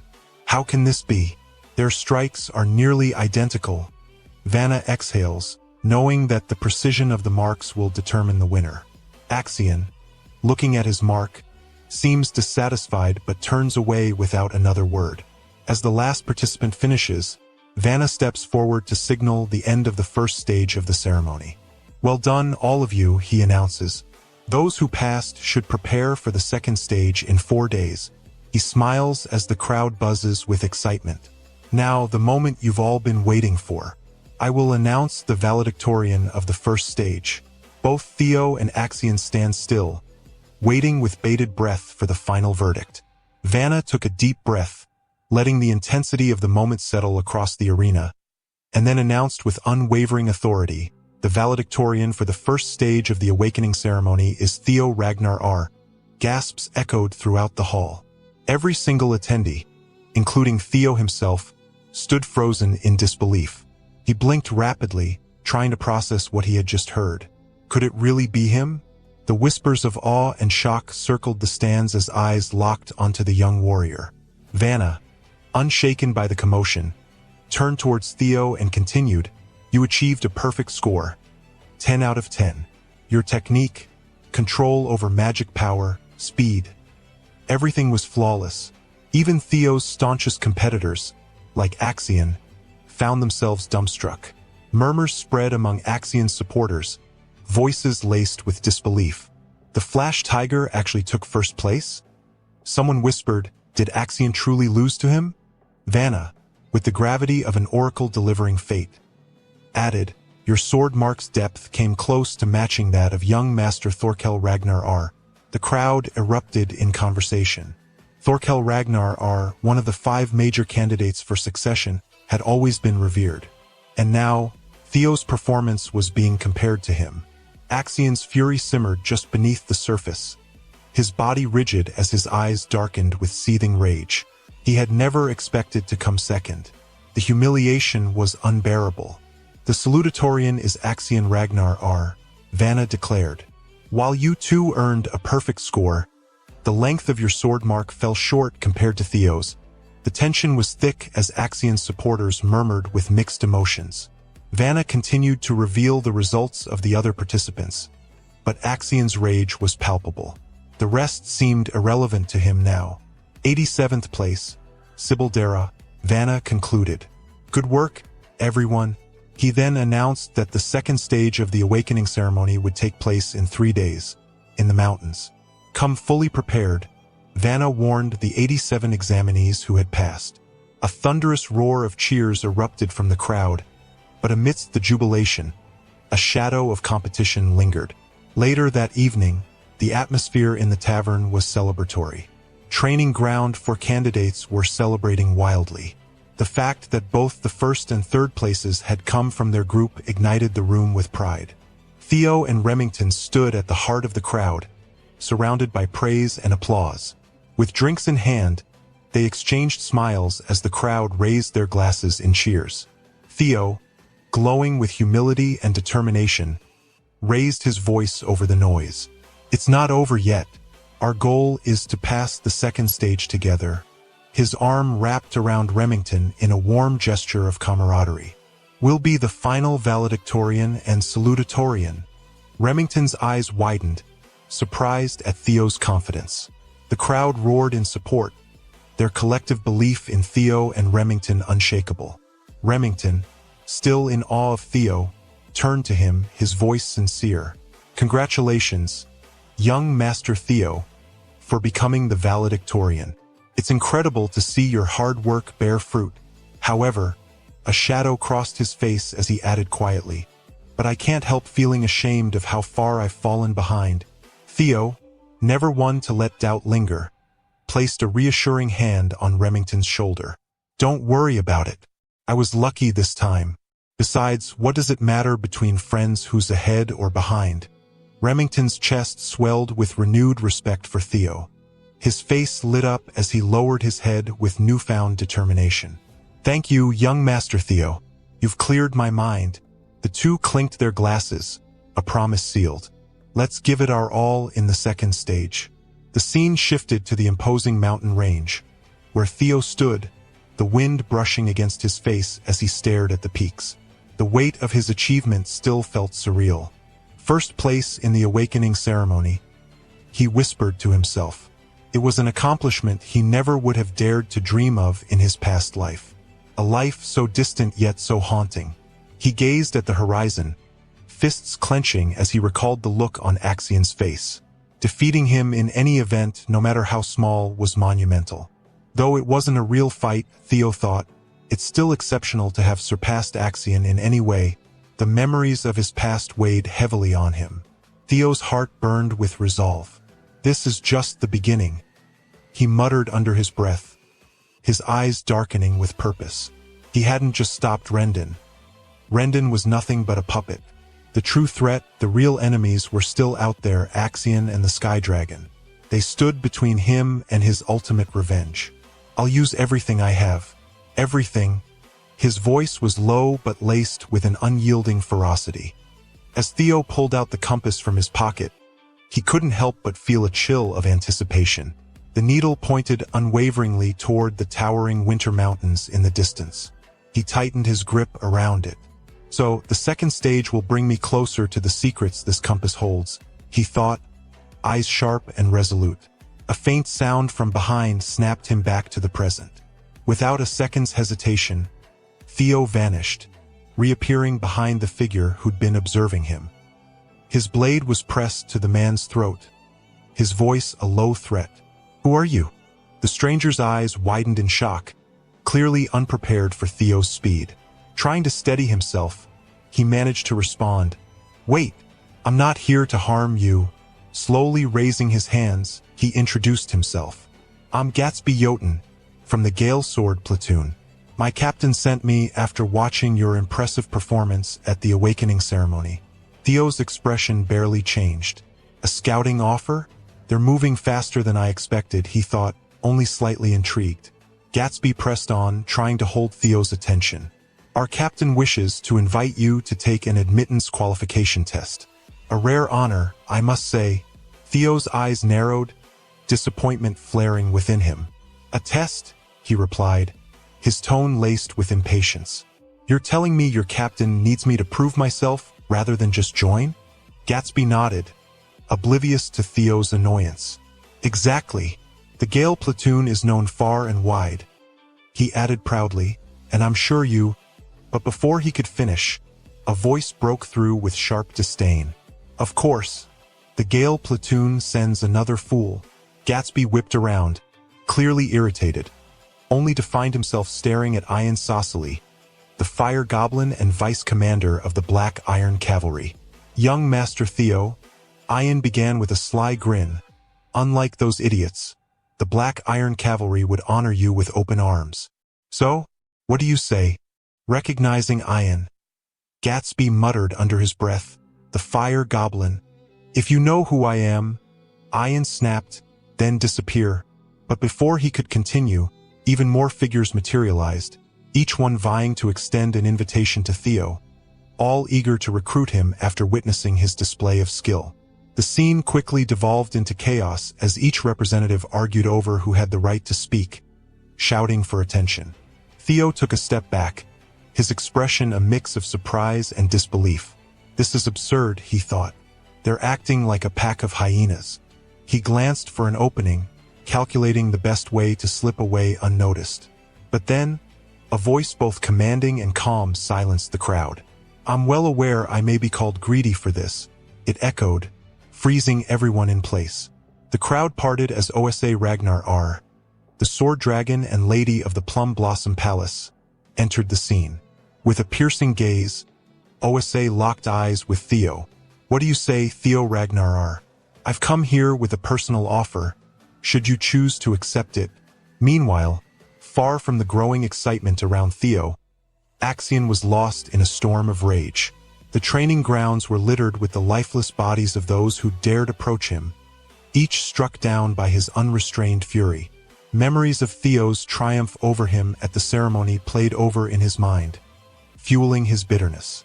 Gripping the head of a trembling subordinate, Axion tightened his hold until the man's skull cracked under the pressure, a sick reminder of his mounting anger.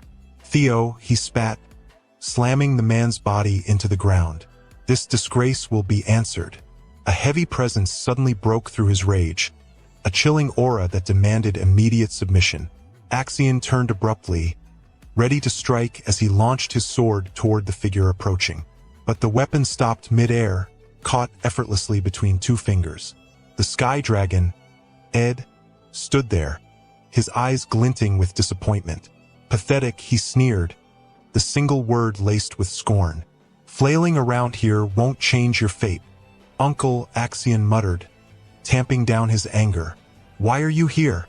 Ed's gaze darkened as he leaned in, his voice soft yet laced with malice. "It's time you stopped acting like a child. If you're so desperate to bring Theo down, then come with me." He tilted his head, a sinister smirk spreading across his face. "I'll teach you how to make the second stage for Theo Ragnar R's funeral." Theo found himself standing face to face with the Sword Dragon, her presence so commanding it left the entire gathering in stunned silence. Murmurs of unease rippled through the crowd like static on a broken speaker. Many feared that the esteemed lady of the Plum Blossom Court showing up in person might make their faction appear as fragile as a dollar store umbrella in a hurricane. Fire Fiend, ever the vigilant one, moved quickly to intervene. But before her protest could gain traction, a sphere of dense, shimmering energy enveloped Theo and the Sword Dragon, effectively sealing them off from the outside world.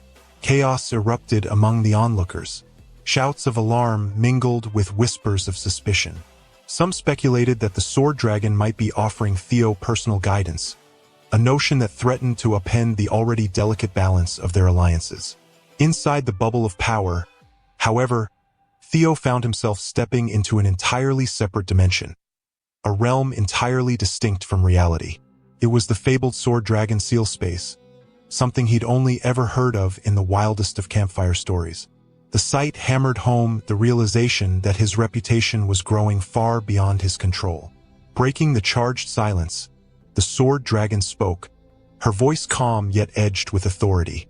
She remarked that the Dragon Lord might frown upon her actions but made it abundantly clear. No one could stop her from presenting a gift to someone of her choosing. At the mention of a gift, Theo's eyebrows shot up in surprise. A gift? What do you mean by that? He asked cautiously. The sword dragon slowly unsheathed her weapon, her every movement deliberate and precise. While the Dragon Lord's sword roars with the ferocity of dragonfire, mine embodies transformation. An infinite spectrum of possibilities, she explained. As her words hung in the air, the space around them began to shift. A dreamlike forest unfurled, its trees crowned with blossoms that shimmered like stardust under moonlight. She elaborated, her tone unwavering, that the dragon she followed symbolized all conceivable transformations. Without further ado, she launched into a demonstration. Theo stood transfixed as the sword dragon unveiled the first technique of demon bloom swordsmanship, Heavenly Blossom Rain. In one fluid breath, she executed a staggering sequence of 122 steps and techniques. Theo could barely keep up, his astonishment growing with each motion. The sheer complexity and power of merging these maneuvers into a single strike boggled his mind. He couldn't help but envision the almost godlike strength he could wield if he mastered such an art. Yet, doubt began to creep into his heart. Am I even worthy of this gift? He hesitated to ask, his voice tinged with uncertainty. The sword dragon regarded him with a knowing gaze and replied cryptically, "The fact that you question it shows you understand its weight. That's enough for now." As if on cue, the ethereal space dissolved, returning them to the real world. Before leaving, the sword dragon left him with a parting comment. "If you wish to learn more, you know where to find me." With those words, she disappeared, cherry blossoms drifting in her wake like confetti after a concert encore. Standing amidst the serene spectacle, Theo contemplated the immense gift he'd been given. Whether he accepted it or not, the responsibility was immense, and he began to wonder if fate was nudging him toward joining the white-armored dragon cavalry. 3 days later, in the snow-drenched mountains near the northern Great Wall, the second blooming ceremony officially began. This majestic expanse stretched from the Winterhold stronghold to the distant Demon Sea, its frozen silence broken only by the authoritative voice of senior swordmaster Jackie. His words carried the weight of centuries as he reminded the young swordsman of the Ragnar family's ancient duty, to protect humanity from the cursed lands and the perils lurking in the Demon Sea. Jackie continued, his voice sharp and clear like the crack of a whip. He warned that no apprentice swordsman was permitted to cross into the Demon Sea, and the test would be confined to the Great Wall's domain. Over the next 15 days, their mission was to hunt beasts in the Winter Mountain Range and collect bells tied to their necks. These bells, Jackie explained, came in 7 colors: red, orange, yellow, green, blue, indigo, and purple. The higher the bell's rank on the spectrum, the more points it was worth, and the more fearsome the beast guarding it. The purple bell, Jackie added with a hint of grim amusement, belonged to a creature so powerful that none present could hope to defeat it. But the reward for daring to obtain it? Unparalleled. Anything goes, Jackie emphasized, as long as you bring the bells back within the time limit. As the instructions settled over the gathering, Theo found himself reflecting on the true meaning behind the rules. The stakes were higher than ever, and success would require more than skill. It would demand ingenuity, resilience, and perhaps a touch of madness. Jackie's words lingered in Theo's mind, each one a deliberate nudge toward fostering fierce rivalry, or even outright conflict, among the participants. But Theo, sharp as ever, saw through the facade. He understood that surviving such challenges was the real lesson being hammered home. With the final word, Jackie dropped a crucial detail. Outposts had been scattered across the mountains, serving as barricades to keep monsters at bay. These zones also held vital supplies, buried like treasure waiting for smart players to dig them up. His advice was simple: use them wisely or regret it deeply. As Jackie's voice echoed its last command, the test officially began. The participants scattered like chess pieces, each plotting their own strategy. One apprentice swordsman, clearly playing the long game, made securing supplies their top priority. No food, no fight, they muttered, deciding to stick close to young Master Theo Ragnar, figuring he was the safest bet to hitch their wagon to. Meanwhile, Black Bear had zero chill. He stormed forward with the enthusiasm of a kid unleashed at a trampoline park, roaring, "This is going to be epic," every 5 steps. Not far off, Axion was the picture of cold calculation, replaying his uncle's cryptic advice: stick to the plan. This mountain will become Theo Ragnar's grave. Axion's lips curled into a smirk as he stalked through the snow, his eyes darting occasionally toward Theo. Theo, for his part, didn't miss a thing. His gaze stayed locked on Axion, quietly analyzing every move like a gamer watching a speedrun tutorial. But he wasn't alone. Somewhere behind him, a heavy, lingering stare burned into his back. Turning, Theo came face to face with Remington, whose steely gaze matched the icy backdrop. Remington stepped closer, his voice steady as he laid his thoughts bare. Over the last 3 days, he admitted he'd wrestled with his feelings. What had started as respect had grown into rivalry. Now, he didn't just see Theo as a friend, but as someone he had to surpass. Theo raised an eyebrow, then broke into a soft smile. "A rival, huh? Glad to hear it," he said with a calm that radiated confidence. "I feel the same about you." Remington let out a hearty laugh, visibly relieved. "Good. I thought I might have been the only one," he said, his grin widening. Then, with a dramatic flair, he declared, "During this ceremony, I won't hold back. I wanted you to know that." Theo gave a slight nod. "Fair enough. Good luck out there." And with that, Remington spun on his heel and strode away, his laugh echoing in the frosty air. Rather than feeling burdened by Remington's declaration, Theo found himself grinning. The thrill of rivalry buzzed through him, igniting a sense of exhilaration. His focus sharpened, knowing full well that every move he made was being watched and judged. Shaking off the lingering thoughts, Theo retrieved the ancestral compass, a revered artifact said to guide its holder to the elusive dragon's nest. The needle twitched before locking onto an eastern direction, pointing toward a mountain shrouded in an eerie blue glow. With resolve burning bright, Theo set off, trudging deeper into the snow-covered terrain. The biting wind clawed at his face, but he pressed on. At the mountain's edge, Theo paused. He scanned the area, his sharp eyes hunting for signs of the cave the compass had indicated. The landscape was a thick blanket of white, and he muttered to himself, "Maybe I should have packed a shovel instead of this sword. Or at least one of those cute folding spades from the survival shop." The thought brought a fleeting smirk to his face, which quickly vanished as he drew his blade. With a swing that hummed with power, Theo unleashed a streak of lightning. The energy tore through the icy ground, blasting snow into the air. As the white veil settled, it revealed a clearing, sparse trees, and, just as the compass promised, a cave hidden beneath the snow. Lowering his weapon, Theo called out with a sly grin, "All right, whoever's lurking in there, playtime's over. Come out and say hello." From within the cave, a chuckle echoed, mocking, almost playful. A figure stepped into the dim light, eyes glittering with amusement. "Caught us already, huh?" they teased, their voice dripping with sarcasm. Theo's eyebrow arched as he replied dryly, "Wow, stealth isn't exactly your strong suit." "Huh?" Behind the leader, a stocky man shifted uneasily, his face twisted with irritation. "I told you to keep it down," he hissed at his companions, his voice trembling with frustration. "Now look what you've done." His tone dropped, laced with dread. "This guy, He's way more dangerous than we thought. Theo's gaze narrowed as the group stepped into full view. Recognition hit like a jolt of lightning. These weren't just random thugs. They were the infamous Mount Bucky bandits, Cao and Lewin, notorious for turning missions into bloody disasters disguised as accidents. Memories Theo had long tried to suppress surged forward. Visions of a mountain village near Bucky reduced to ashes, its people slaughtered without mercy. Darkness flickered in his eyes as he prepared to face the monsters in human skin.